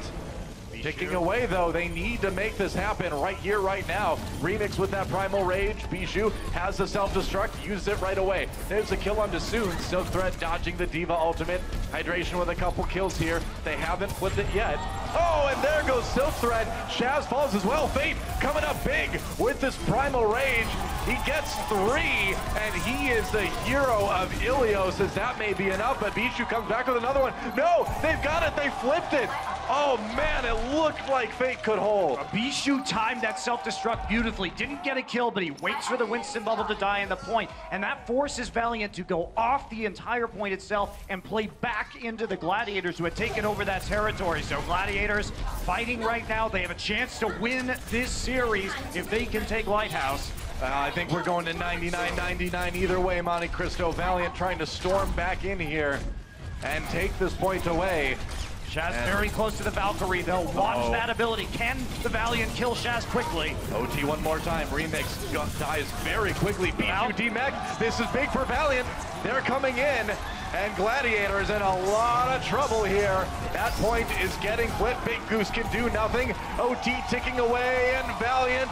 Oh, Remix back on the point, but he's on his own. No, he's not. Bijou is there too, actually. The tanks trying to stand strong, shields up in the most literal sense. Here comes Hydration, big barrage, but nothing comes out of that. Envy is there, OT ticking, and the Valiant will stay alive in this series. Wow, great comeback from the Valiant at the end of that match. It's about as close as it can get. 99-99 on the last point on Ilios, but we still have ourselves a series.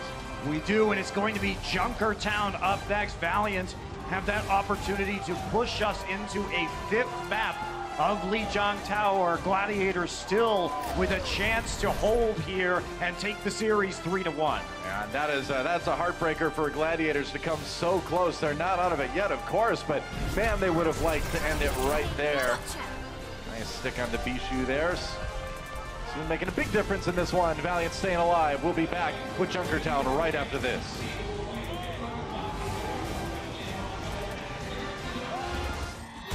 The Overwatch League is brought to you by Intel and Omen by HP.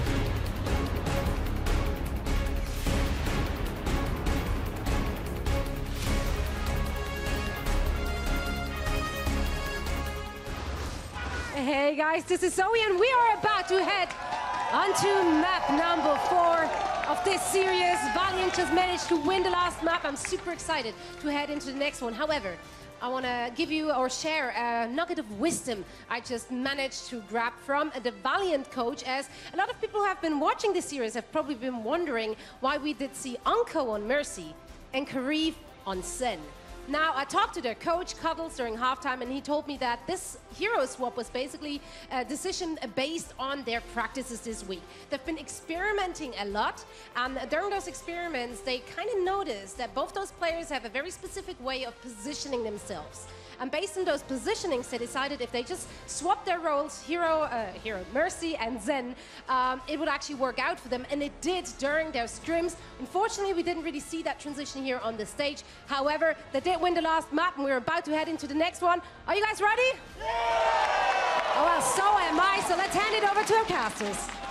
Thank you, Zoe. I think we are absolutely ready to go into our 4th map here. Here we are, between LA Gladiators and LA Valiant. The battle for Los Angeles certainly delivering so far. Yeah, it's been exciting, and I like what we saw from the Valiant in that last map, actually battling back and taking it, and it will be Junkertown, a map that Valiant has done well on historically, if we think about having that crazy like 8-7 game against the Dallas Fuel a couple weeks ago, and now we're going to see if they can bring it back right now. Some substitutions coming through. Agility's in for Silk Thread, so they're gonna swap one more time here as we go into possibly the final map in this series. If Gladiators take it, that's it. If Valiant win it, we are going to that tiebreaker on Lijiang Tower.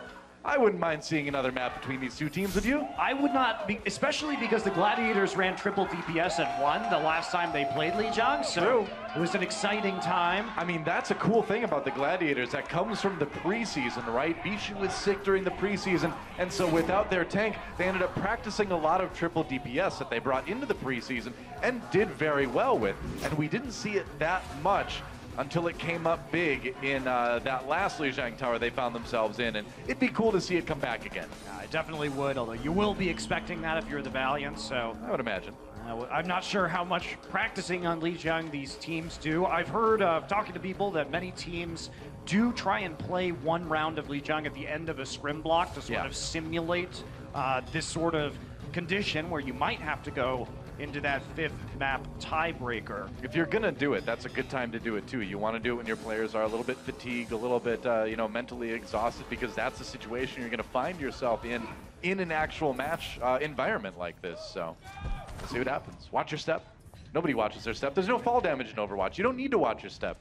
That's the last thing you need to watch. You should watch your head, because there's rockets, there's snipers. That's the part you should be worried about. What's above you, not under you. Yeah, speaking of snipers, Valiant, Karif, for those of you who don't know, used to be a DPS player with a Widowmaker specialty when he played in Korea. And so he can always flex onto that as a possible 3rd DPS threat for the Valiant. And Agilities is going to be brought into Junkertown in particular, because we do see so much Roadhog and Junkrat on this map. Better to have him in than Silk Thread, who doesn't have the ideal hero pool for either attack or defense here. Meanwhile, Gladiators going to be going with the double sniper. That's right, here we go. Gladiators on the attack here on Junkertown, trying to end this series right here, right now with a 3-1 victory. We'll see if they can do it. They've got a long way to go. Yes, they do. Going to try and get onto this card. Shaz making his way forward. Agilities is going to be on the flank right now, trying to get some grenades in behind the Orisa shield. Halt not be pulling anybody forward from behind that barrier. The modified pirate ship with the Orisa shield with the Bastion. And I would say adding a character with a hook doesn't make it any less pirate-like. Envy going down. That's right, I think the Roadhog complements the pirate theme. It's a good start, and they've killed Envy in a place where it's difficult for Unco to res him, so Gladiators are going ready. Oh, but soon strikes back. And now they have to move Big Goose out of position. Big Goose needs to heal these tanks, but hydration will also fall in the pursuit of Soon. Soon holding his ground and holding the angles. And that means that the Gladiators going back to spawn to reset things a bit. Oh, Remix staggered. Yeah, it's going to be a little bit of a wait while they kind of buy time for their Orisa to come back to life. Valiant with a couple ults to sit on here. And their support's very close to some ults as well. Valiant are going to spread themselves out in the line with Soon at one end, and on the far left side will be Agilities. So covering all the choke points that could be used to create a flank right now. Agility's going to start things off with a Riptire. Here we go, coming in. Riptire trying to find a mark. And yeah, why not? Let's go ahead and take out Hydration. That's another big pick. They might be able to res him, but that's the res but gone. the punish just not going to come through. Man, Big Goose capitalizing on the damage coming in from Soon. They were so ready for that. And we've seen teams get better and better at this, drawing the Mercy out into the open for easy picks. Yeah, absolutely. Oh, speaking of an easy pick, there's a shot on to Soon here. Rez comes in, of course, but Shah's down, and Valiant will still hold. This is a lot of time being eaten up off the clock for Gladiators right now. 6 people still up for the Valiant, so it's been very effective so far. Shah's only got about 15% of his ult charge, so he's still waiting on that tank mode to try and clear out the members of the Valiant who have had a great defense here. Yeah, you don't see Bastion take this long to build their ult too often. Fate falls really early. Here's the opportunity. Now the tank mode comes in. Oh, but they got to move forward with this. They got to try to get something out of it. Valiant getting the kills, though. Fate brought back up again, and Shaz doesn't get anything from the Bastion ult. He needs to come through big time. No, it's not going to happen. Kills for Gladiators, but is it enough to push the payload? I don't know, man. That supercharger lasted a while. Did it last long enough? Not enough to save Soon anyway, but the kills still coming in for Valiant anyway. Yeah, Hydration and Big Goose have to get off the map with the reset now. Desperation supercharger dropped by Fate. Is he going to change it up? Because if not, he's going to wish he had that Orisa ultimate. Yeah, maybe. Desperation Supercharger was also the name of my metal band in college. It's a great name for a metal band, actually. I can't believe that came back up again now. What a coincidence. Remix, actually, is going to stay on the Orisa, interestingly enough. Shots. No, not finding it quite yet. Riptire looking for some picks. Wants Asher on the side. Will get Asher. Yep, hard to hit that one. Valiant is not going to be in a position to try and cover off the flank, but it looks like Soon has scared the supports enough that they're not going to get the resurrection. So 20 Asher seconds. will just be respawning back in base, and somehow Gladiators have to get on this payload. Oh, this would be massive if Valiant can get a point A hold here. That is almost unheard of on this map. Yeah, gotta protect Agilities. Here it is, the fight that the Valiant need to win if they want to hold this one. Asher falls early, big pick for Soon right off the bat. No, he gets Big Goose too. Big Goose, Soon coming up big. The Valiant hopes alive in the biggest way here. Hydration with the pick now, but Valiant storming forward. They've got the Transcendence. Can they capitalize on this with this extra support ultimate? No kills out of it just yet. Oh, but Hydration comes back for kill into Agilities. Kareem finds Asher, loading up another one. Trying to find those shots.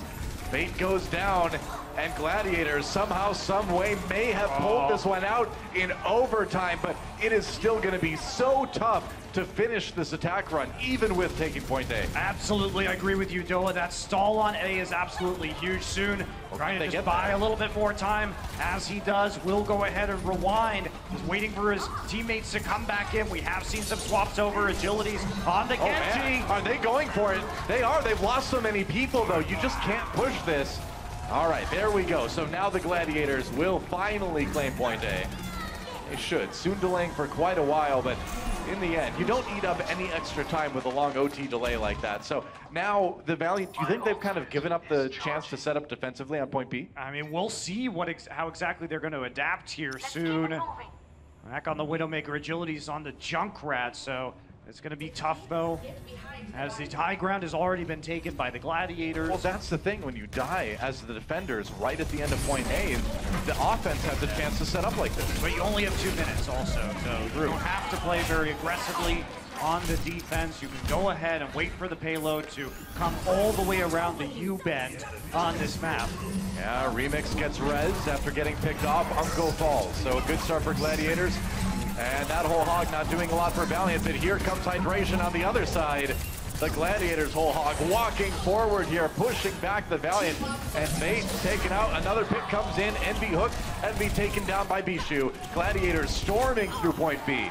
Well, this time Hydration's hooks are making the difference because they're picking people off one by one, which is creating huge staggers. Unko dies with the Valkyrie, which means he's not going to get there in time thanks to the staggers that occurred after his own demise. And now you got about 240 if you're Gladiators to push through point C. That's not a lot of time to do so. It's a tough point to finish, but they've gotten this far. They've really picked up the pace since that close point A, and soon gone already. Shaz with the pick there. Valiant shorthanded, they lose both of their DPS. That's going to be Envy taken out too, so this payload doesn't look like it's going to stop moving anytime soon. Oh, and it didn't stop moving hardly at all through point B. No. Unko! Oh, Unko! Why would you use your valve there? Oh, that... Okay. That's not a good sign. Dashing in to attempt the resurrection onto Fate, but both players cut down instantaneously, and the payload just keeps rolling for what was almost a full hold. We've turned into an unstoppable attack from the Gladiators. That is pure frustration coming through on the side of Valiant, man, to use that ult in that situation. It's so dangerous too because they're coming up on 2 support ults from the Gladiators, and they are inching towards the end of this map. That's right, it's rough, man. Envy demeched again already. Valiant falling apart. Bishu gets 2 with the self-destruct, and Shaz there for the cleanup. Valiant in tatters at the end of this run. As Shaz still has the Transcendence Stoa for the ultimate from Agilities. Is he going to come through and try and use that Dragon Blade? He's not going to find any targets. Well, Fate on his own here on the point. Transcendence comes in to keep him up. Support ultimates are big. Shaz uses his as well. Hydration, it's Dragon Blade time. Takes down Kareem. Unko falls to Bishu. Gladiators, they've got everything they need to complete Junkertown. It's so close. Fate kills Big Goose, but they might have enough to grind it out. That could come back big, though. The respawns are there for Valiant, but are they there enough? They may be. Yeah, Big Goose is still he's trying to get back into the fight now. 45 seconds remaining. After all those ultimates used, Valiant at least have the strength of the closer respawns to hold it, but it is very nearly there. Now, there's still 1 push left for the LA Gladiators. They can get there and give it a try. Both Tracers have pulse bombs. Whoever gets the bigger one, it could very well carry their team through to a win on this round. Trying to push forward right now. Choke points have been covered by the members of the Valiant. Asher wants that pick onto Unko, can't get it, force rewind. Yep, that's right, Asher has to back away. Now the Gladiators going in earnest. There's a pulse bomb, he sticks Envy. Remix taken out though by Soon on the other side. Envy demexed, and they're gonna need a little bit more hydration. Trying to just stay on the point right now. The Valkyries come out, can they get him? Asher down, Valiant seems to be holding so far. Oh, but then Bishu comes in with the double kill on the self-destruct, and now Hydration with the Dragon Blade. Can they finish here with the trance? Envy down, there goes Soon, and Bishu with the Hero Diva ult may have just done it. Oh, Kareem can't stop them, and that is it. Gladiators will take the first round. They will get 3 points. I can't believe they finished that. Poised under pressure from the Gladiators on point A. Poised under pressure from the Gladiators on point C. Looked like it was going to be over for them thanks to Unko's Valkyrie, but they battled back, and Bishu, as you say, with the crucial self-destruct to finish things out, gave Shaz enough time to build up his Transcendence and have that final push in conjunction with Hydration's Dragon Blade. And they get the kills necessary to end the map. Man, it seems like every one of the rounds on every one of the maps in this series is just so close between these 2 teams, and now a big task ahead of Valiant to complete the map here. I mean, yeah, this is one that you can see completed pretty quickly here, but after a round like that, yeah, I know we saw that one between Valiant and Dallas. That was crazy. It was an 8-7 Junkertown. Yeah, they completed it more than 2.5 times, in fact. But I think there was less mental fatigue at that point in that match than we're seeing these teams deal with right now. Yeah, and the Valiant are going to have to push all the way through. Yeah. We've seen them with these incredible overtime pushes, and it seems like often that's when the Valiant is at their best. That's right. That's a pretty good drawing of those 2. Yeah, they get admitted all the time, though. Yeah.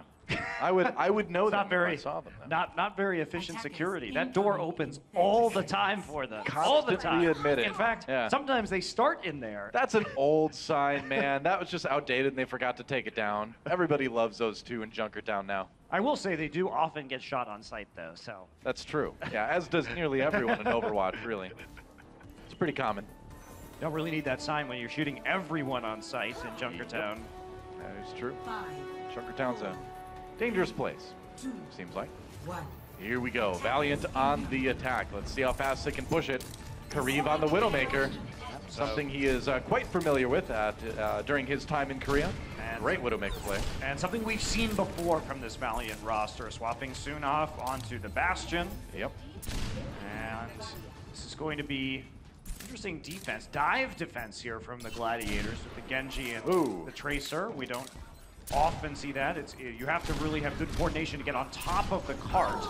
Bishu demeched. Nice shot onto hydration there too. Valiant crushing Gladiators in this first engagement. The problem is Bishu tries to get onto the top of the payload to stop this from moving, but he immediately gets hooked by Envy. Very bold. Everybody has to pile on at the same time. And I don't think this dive defense is going to be effective. It's a very well executed push by Valiant. I mean, Kariv, we saw him on top of that building, constantly checking his flanks. There was just no way that Asher could get close to him. We're going to try and find some people. Kariv is way in the back right now. Asher is going to get behind him. That's right, Bishu demeched yet again. That did not take long. And more kills coming in for Valiant here. Can they get the Mercy? Nice hook. Oh, holds him in place just long enough. And yeah, that's going to be it. That's going to be it for point A. And Valiant takes a blazingly fast point A. Yeah, they do, Doa. And Asher did kill Kariv, but there's just no pressure to actually hold the payload from moving forward. Yeah. Gladiators continuing with the dive. It will be better on this point where there's more verticality to use with the Genji and more flank routes. It's very awkward defense. That's the plan. Envy backing away here. Nice pulse bomb onto Soon to take him down. The shot comes in from Kariv. Shaz taken out. Envy though. And the payload stalled for the moment. Valiant has to back away. Yeah, no opportunity for the Bastion to post onto the high ground. Soon is going to want to use that tank mode and then try and make a switch if that is not effective, or a switch before we end up seeing the attack onto point C if that phase comes. But Kariv over on the Zenyatta now, so they made that support change. You really have to. Yeah, nearly 5 ultimates too. They've got those 5 ults. Dragon Blade incoming. Gotta watch out for that one. Ooh, Riptire, where'd it go? There it is. Bishu, demech by it. Bait taken down. Brought back up again. Of course, and now Envy trying to find the kill. There's one onto Bishu here, and Valiant winning this fight fairly handily here. They use a lot of ults to do it. But Asher may be striking back. They've got the Transcendence on the Gladiator side, though. Gladiators pushing back again. Everybody committing all their ultimates to this fight except for Bishu, maintaining control of that self-destruct. Shaz gets grabbed, reeled in, and destroyed. Yep, and that is hydration not lasting long on the payload. Another nice right click from Envy here, and that payload's moving. So Valiant still moving quickly through their attack run. Yes, they are. And nobody really with ultimates. Bishu hangs on to his self-destruct. Soon we'll be covering the doorway. We are not likely to see a defense as the payload comes through on the B. So all eggs in the point C basket now for the Gladiators on this defense. 4.5 minutes for the Valiant, who have proceeded at a rapid clip through Junkertown. That's right. Valiant, if they can finish this with any time left on the time bank, it's pretty big. See if they can do it. Self-destruct coming in for Bishu, soon taken down by the pulse bomb. Agilities.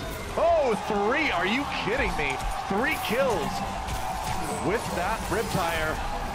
And Envy's gonna follow it up, so that payload's gonna move. It is Doa. Everybody resetting for the Gladiators. Valiant continue their push forward. A big investment made to dive the back line, and the counter dive Riptire from Agilities tears them apart after they already commit to the engagement. Yeah, everybody comes in, uses their movement abilities, and then nobody can get away from the Riptire.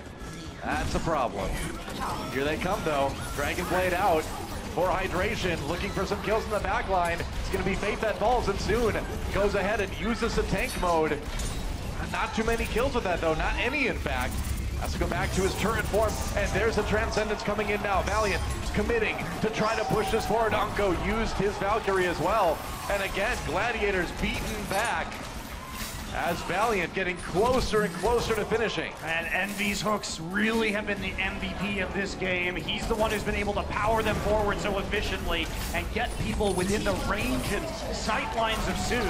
Remix did not last at all. Soon was right there, of course, with that Bastion again. And Gladiators streaming in one by one. Now the Mercy Res comes in. Oh, the hook misses that time, though, for Envy. Could be a problem for Valiant, though. But Soon back again with the Bastion ultimate. Can he get any kills, though? Trying to pick people off in the air.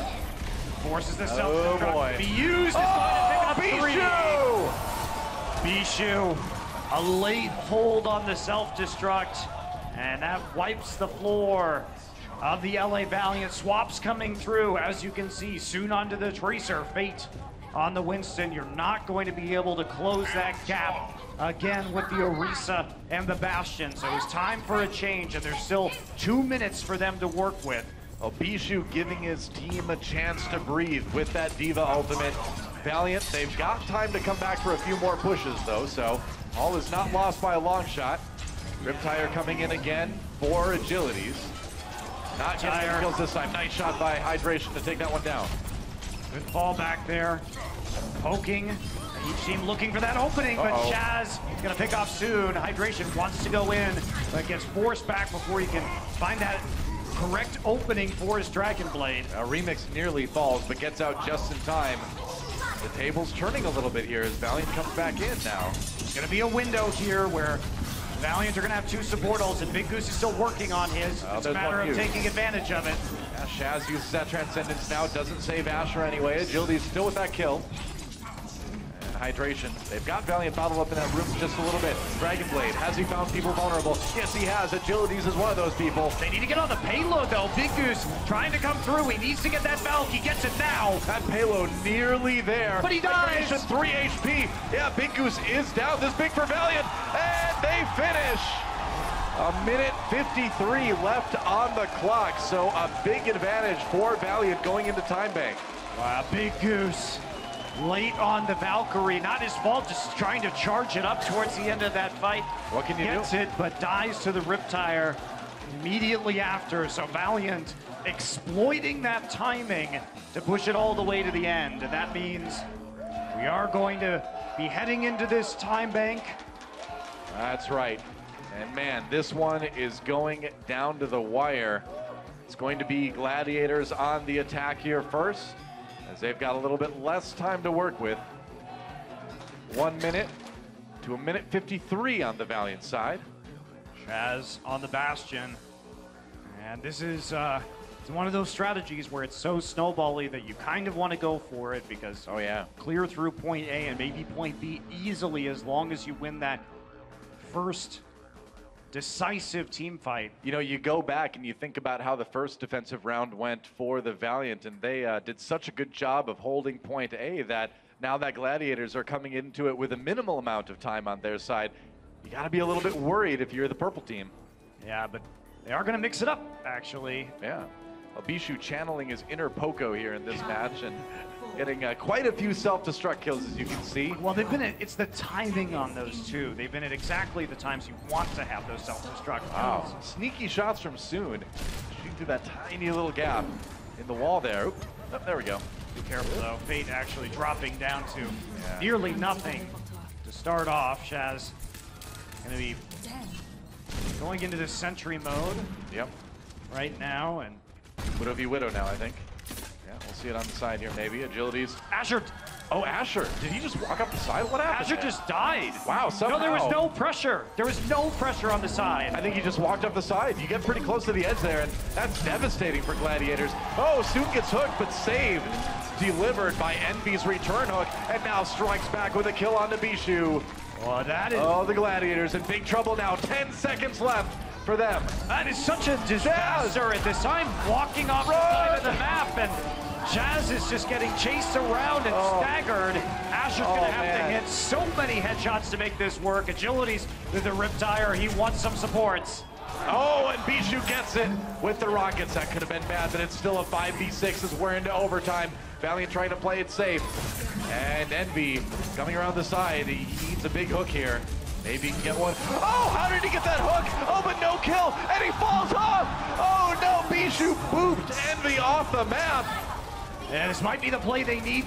Big Goose coming with his Valkyrie right now. Self-destruct on the payload. Are the Gladiators going to be able to recover? He will get resurrected. Yeah, they will try anyway. Soon desperately trying to seek out those shots here. Hydration has fallen. Gladiators losing people.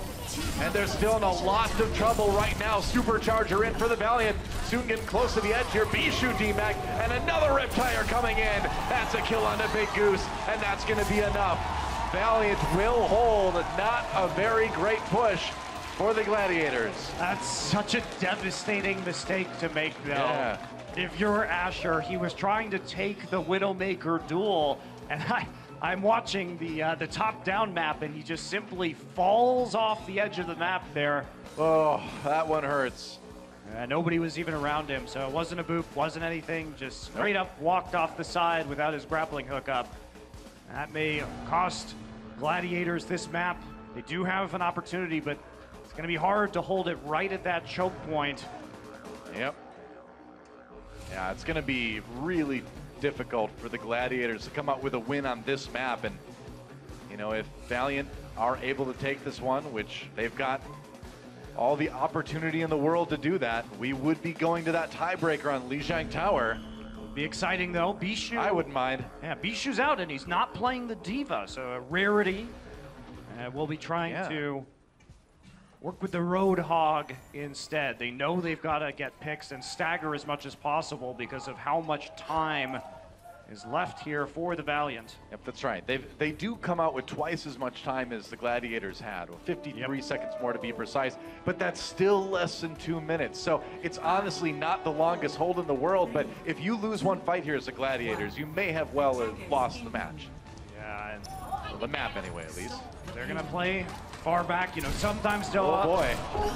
Sometimes I prefer if there's this time to sort of run Lucio quad tank and try and jump them right as they head out of the building.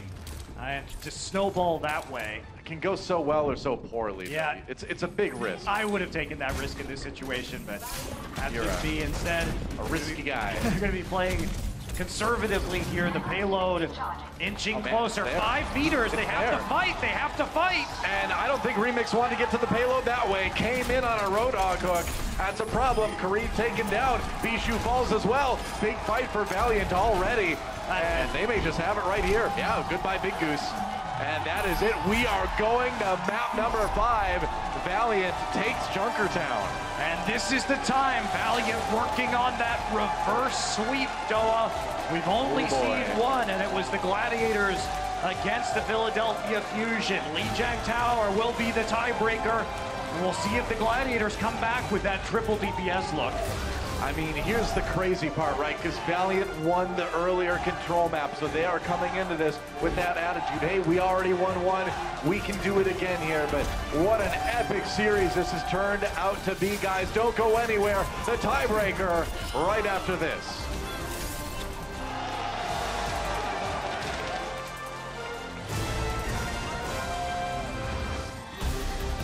The Overwatch League is brought to you by Omen by HP and by Intel.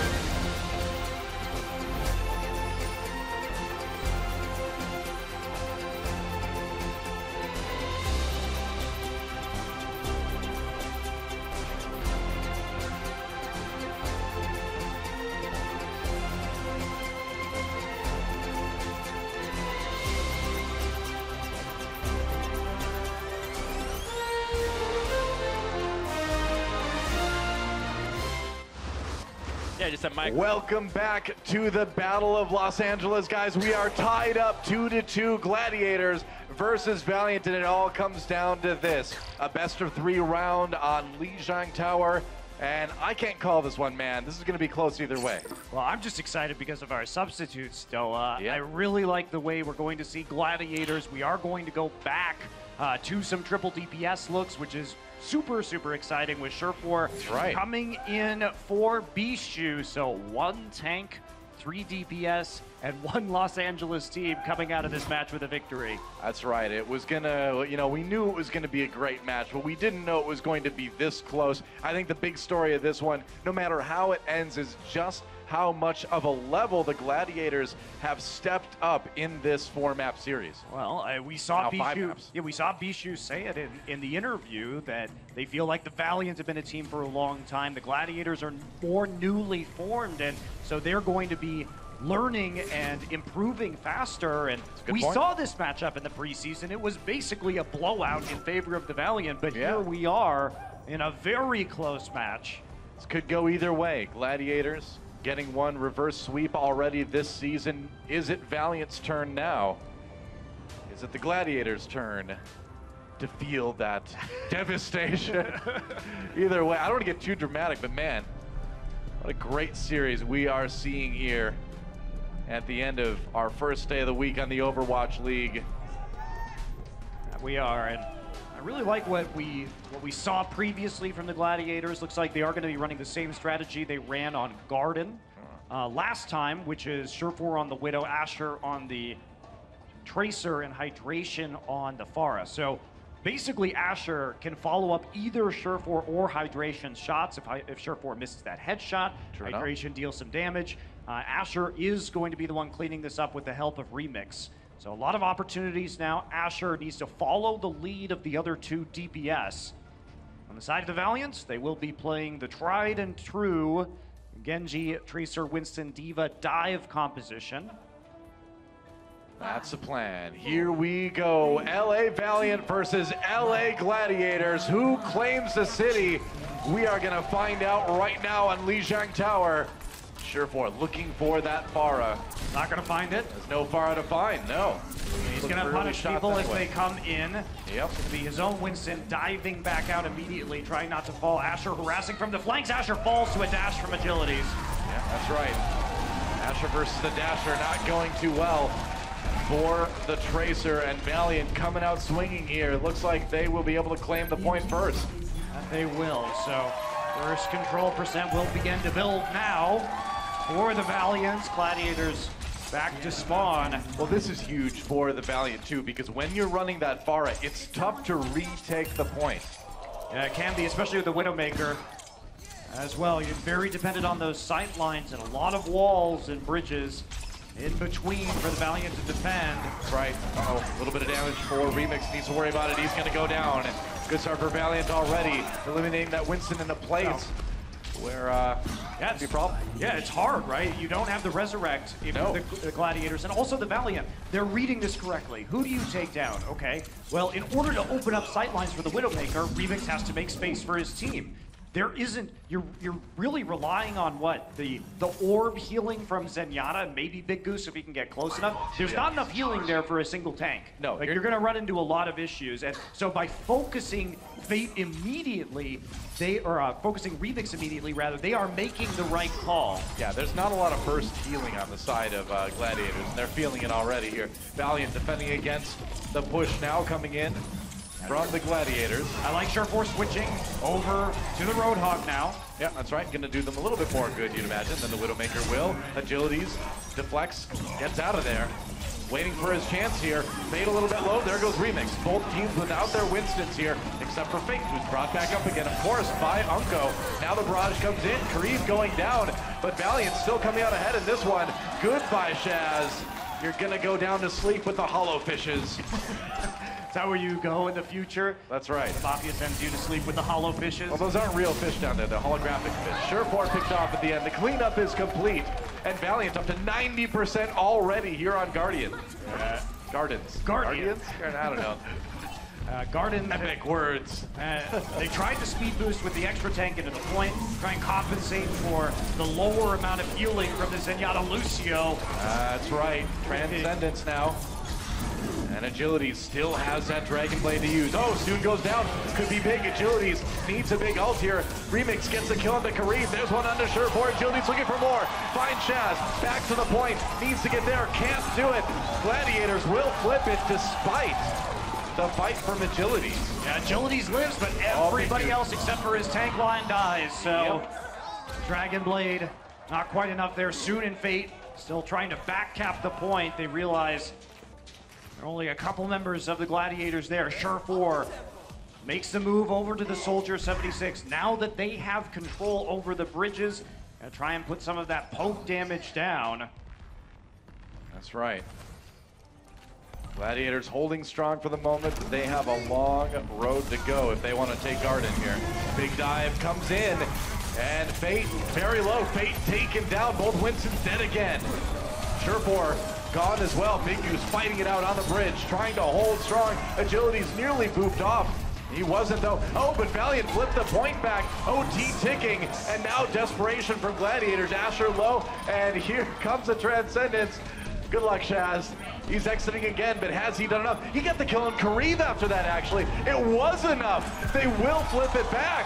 As Sherfor sprints back from Spawn to start to clean this up, Gladiators surprisingly able to reflip the point at 99 thanks to the late reinforcement of Sherfor, and Shaz getting a critical kill, and they are back to the poke as the members of the Valiant try and break their way back to the point. It's very difficult to get through here with the Pharah and the Soldier 76. The big thing is going to be Unko's Valkyrie. That Mercy ult could be huge. Valiant already trying to flip it back though. Fate goes down. You can't res him if he's off the building. Well, that's a consequential concussive blast there to get rid of the Winston when his jump pack is down. Yep. All right, here we go. Four-time bots. And Shaz gets Agilities. So there you go again. Unko and try and use that Resurrect presumably to get on top of Agilities. Does use it. Hasn't used the Valkyrie they yet. Gotta get in there. They gotta get in there. They do have to get in there. Fate's still waiting. Fate chunks. Oh, Fate dead! Another huge boot from Hydration, and in overtime, Valiant. I think he just missed his jump stone. I don't know, man. I think, who knows? He's dead either way. Sherfor down, Agilities comes back with the Dragon Blade, though. Hydration, no kills with that barrage, and that could be big, as Valiant will go ahead and flip it back their way, it looks like. Oh boy, that Pharah barrage was not great, and that is going to give Valiant the first round. Does not get any closer than that, though. It doesn't. Unko with the Battle Valkyrie kill at the end onto Big Goose, headshotting him with the Mercy pistol. Make sure that there's not going to be anybody on the point, and we are going to go for our second point into Control Center. Man, this match has been just insane. What a roller coaster, especially at the end there for Valiant, losing Fate at the beginning of that last push, but still managing to take it back and taking the first point. And here on Control Center, it all comes down to this. A win on this round, Valiant would complete the reverse sweep.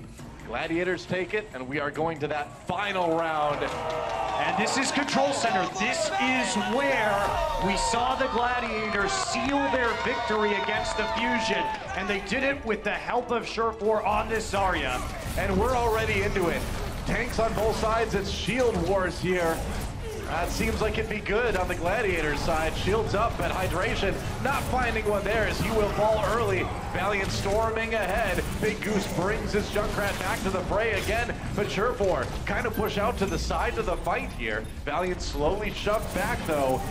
It's a reverse tug of war, but Valiant managed to take the point first. Yes, they do. Sherfor moving up to nearly 100 charge on that fight, so we will have some of that Zarya energy left when they return. Unko, however, healing up his tanks now that Soon is on the Roadhog, giving them a very fast Valkyrie.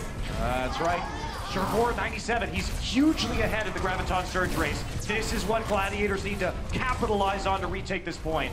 Sneaky Riptire comes in from behind. No kills on that one. Remix, though, took enough damage that Valiant got him. Asher.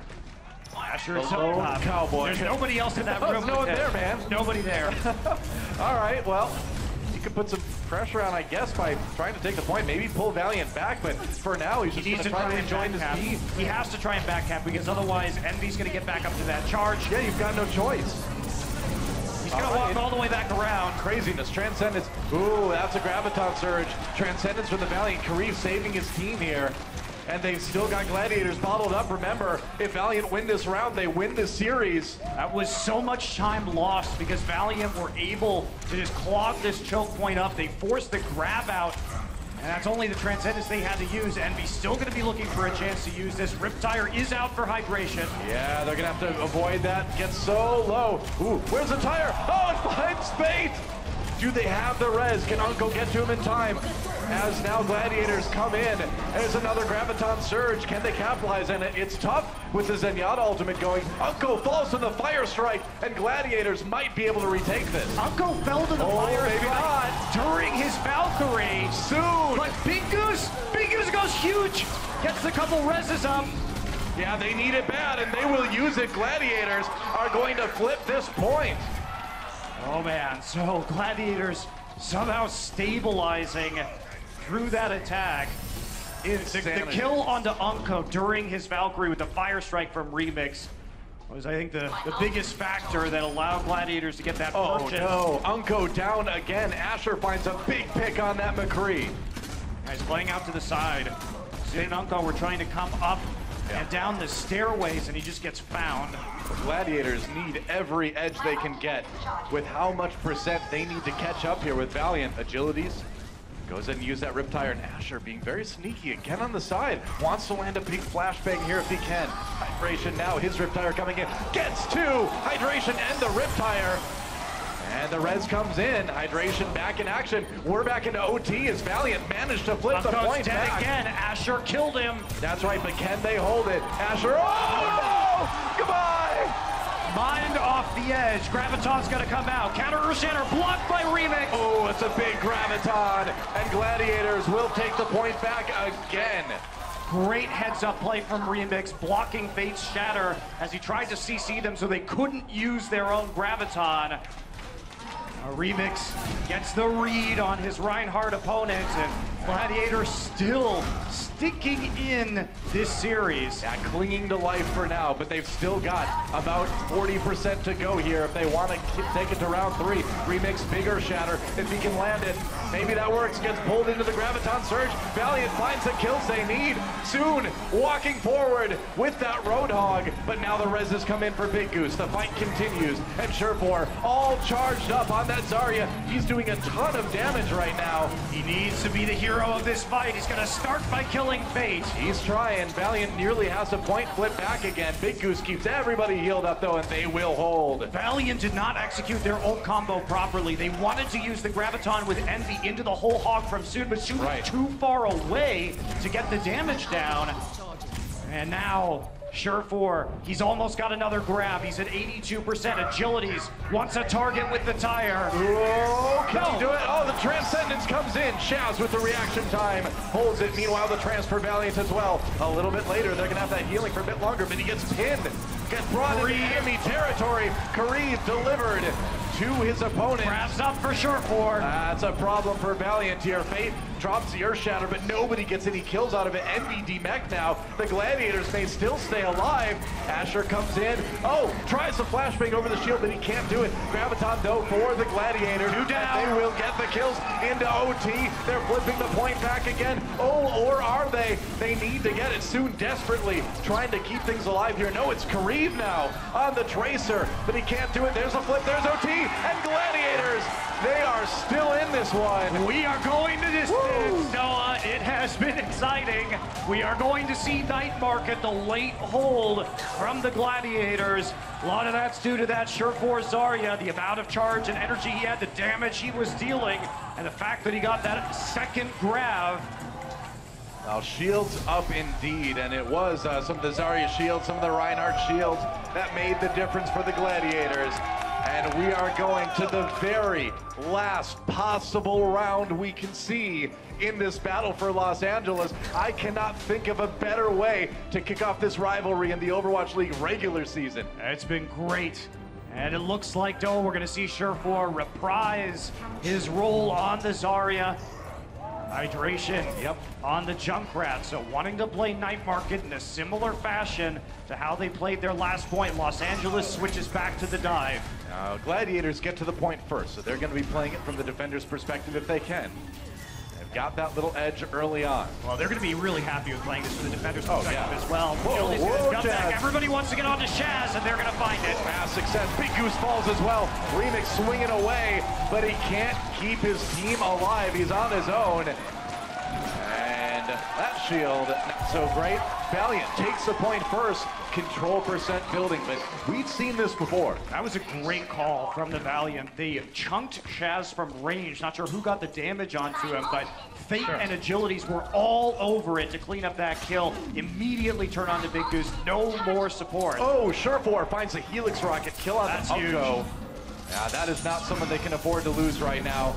Agility's trying to back away. He's only got that orb to keep him alive. Finds the health pack.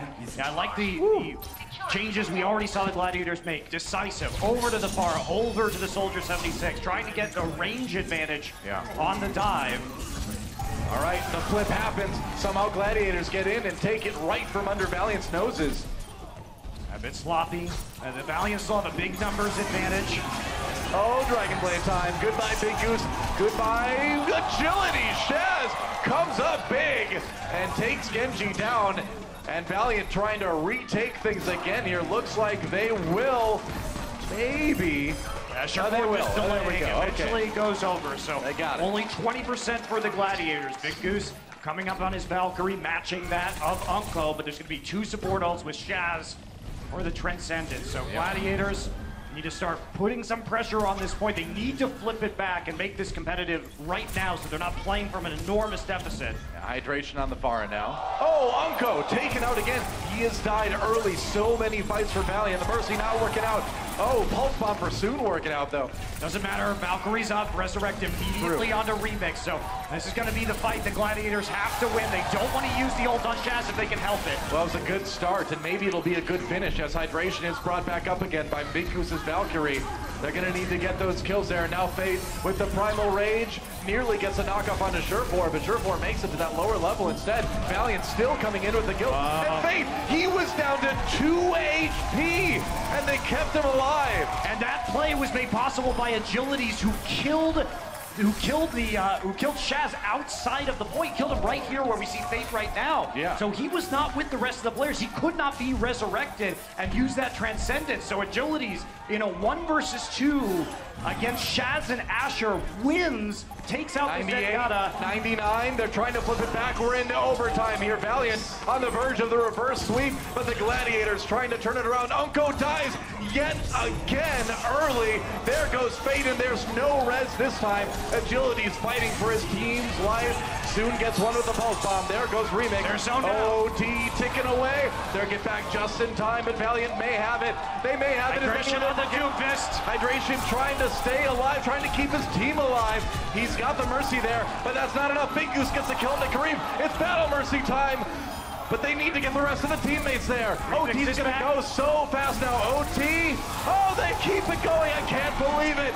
Valiant, they still have the edge though, but Remix gets the D-Mech onto Envy. You can't possibly tell me that Gladiators are gonna flip this back. It seems impossible. Dead again, but that's it. It's gonna be Hydration, the last Gladiator on the point. Valiant will win the battle for Los Angeles in a 3-2 reverse sweep victory. Wow. Well, Valiant, clutch, coming out at the end of this, fighting bitterly on that point, but it's their dive composition that gets the best of the Gladiators.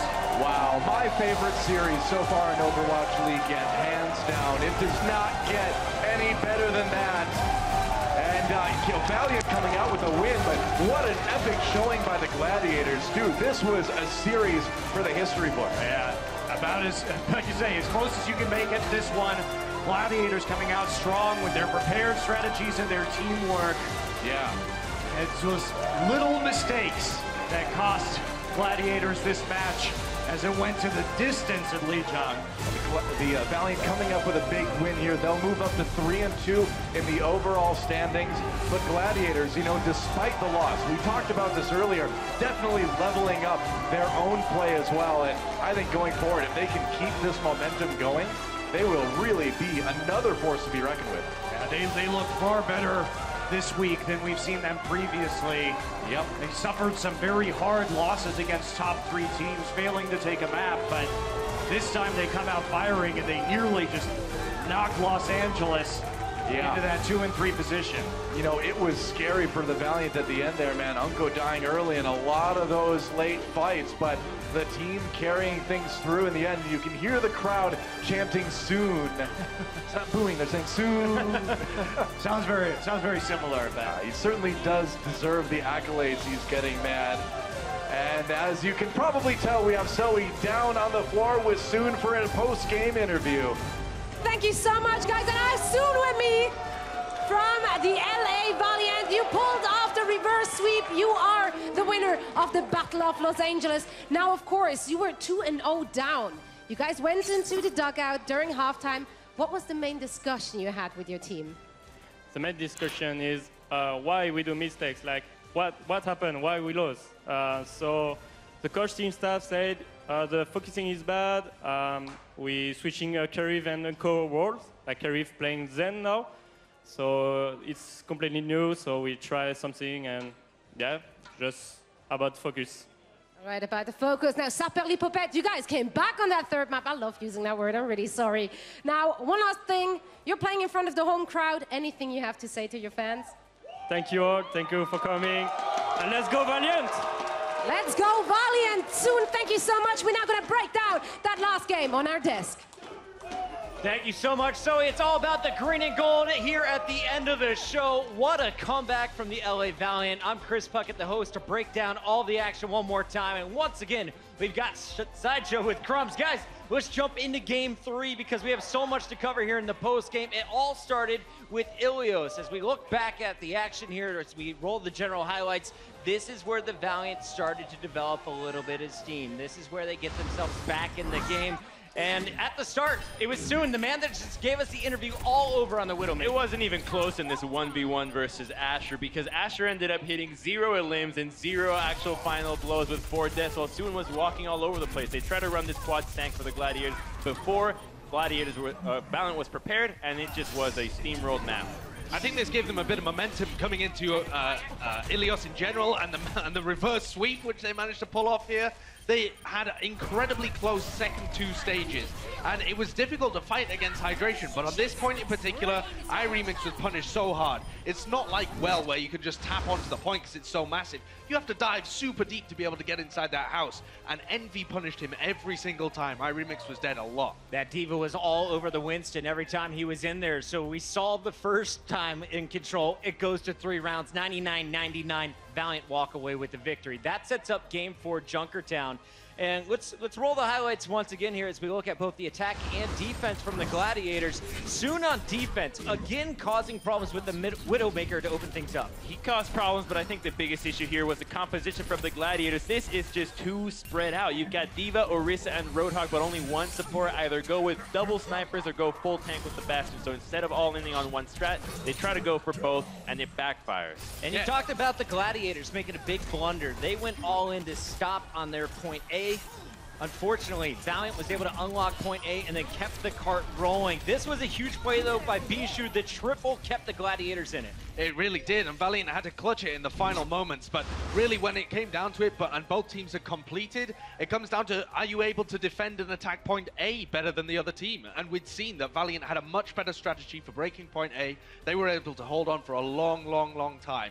And I love these highlights as well, with Shaz and Asher, unfortunately, just trickling away to their deaths, because in some sense, this was the Gladiators in a super tense situation, and you could just see it crumbling, slipping away from them as Shash realizes the mistake he's made and falls to his death. And the same with Asher here as well. He takes a shot, so much pressure, and it slips away. And in some sense, this was kind of a metaphor for the larger thing, because although we've seen them pull off the reverse sweep before, this time it was Valiant with the mental fortitude to take them all the way through. And you know that has to start eating at you as a player. If you're either Asher or Shaz, those small mistakes are going to be haunting you in the back of your mind. You're going into Game 5, though, and this is a fresh start. You're going to switch up the composition. You're going to bring back the triple DPS that you saw back in preseason. And in fact, you're subbing out one of your strengths in the series so far, Bishu, the Diva player.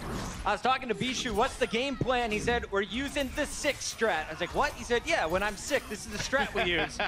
Well, right away, it was the Valiant jumping off to a massive lead in our first round.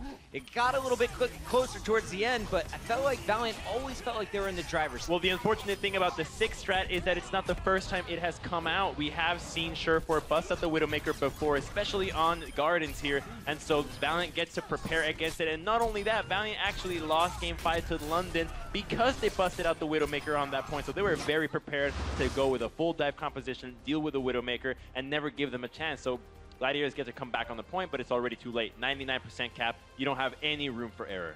Well, they looked like they were on the verge of reverse sweeping against London Spitfire. Today, the Valiant walk away with a massive victory, and here's what it sounded like to be in the booth at the end of that Game 5. Monkey! No. Okay, monkey now.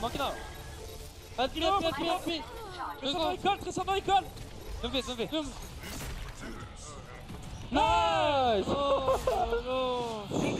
I can't see. Oh no. Two things really stand out to me there, actually, when we were listening to the communication. One, following on from Soon's interview, the focus calls were slightly awry. We heard somebody shouting out, monkey, as in focus the Winston, and somebody else cancelled the call. You know, no, wrong target, switch to this guy. So maybe this is something they still need to work on with Karib and Unko switching roles. The other thing was the relief on their faces when they won.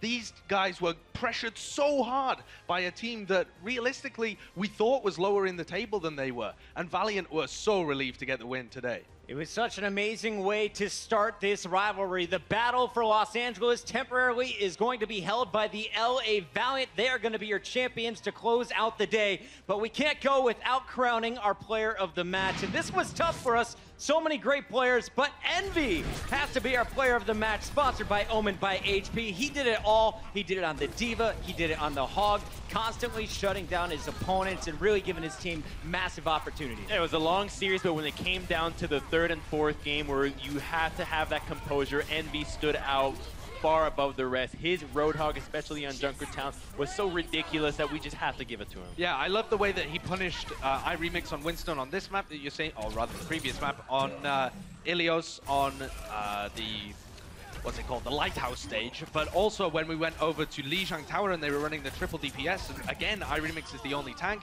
it was Envy coming out, punishing that, and making sure that he is controlling the composition coming out from Gladiators. 44,000 damage done as well as blocked. Pretty solid stuff by Envy throughout this series. 119 eliminations and the W to top it all off. Massive performance. That is our player of the match, sponsored by Omen by HP. And what a match this was. Incredible finish to an epic day to open up week 3. As we take a look back at all of the action, you'll be a little bit surprised if you're just tuning in. The San Francisco Shock putting up a fight against the London Spitfire to open things up, but it was really the Shanghai Dragons who stole the show with their performance against the Seoul Dynasty. If you're going to go back and watch any VODs, though, so far from any of the weeks, I say this is the match to beat so far in the Overwatch League. Oh, it's been a fantastic one, hasn't it? The crowd here as well made the whole experience. We were listening into the booth, but when they won, when LA Valiant won here in the crowd, it was just, they were going wild. It hurt the eardrums. It was very loud. As you can see, we have our top 3 still unbeaten. It's the Dynasty, Spitfire, and Excelsior, but the Valiant are right behind them at number 4. Gladiators officially falling to number 7, joining the Shock at 2 and 3. But we're not even halfway through stage 1. So many more games to come, and it all starts at 2 p.m. Pacific tomorrow. We got the Boston Uprising going up against the unbeaten London Spitfire before the Philadelphia Fusion faces off against the NYXL. And I know a lot of people have been on Twitter letting me know the match they're looking forward to. Is it Florida able to start something going up against a very tough Houston Outlaws squad? That is going to be going down at 6 p.m. Pacific. It's been a great day. We want to thank everybody that was here in the Blizzard Arena, everyone that was in Twitch chat and on MLG.TV. Thank you for watching the Overwatch League. We'll see you tomorrow bright and early. Once again, it kicks off at 2 p.m.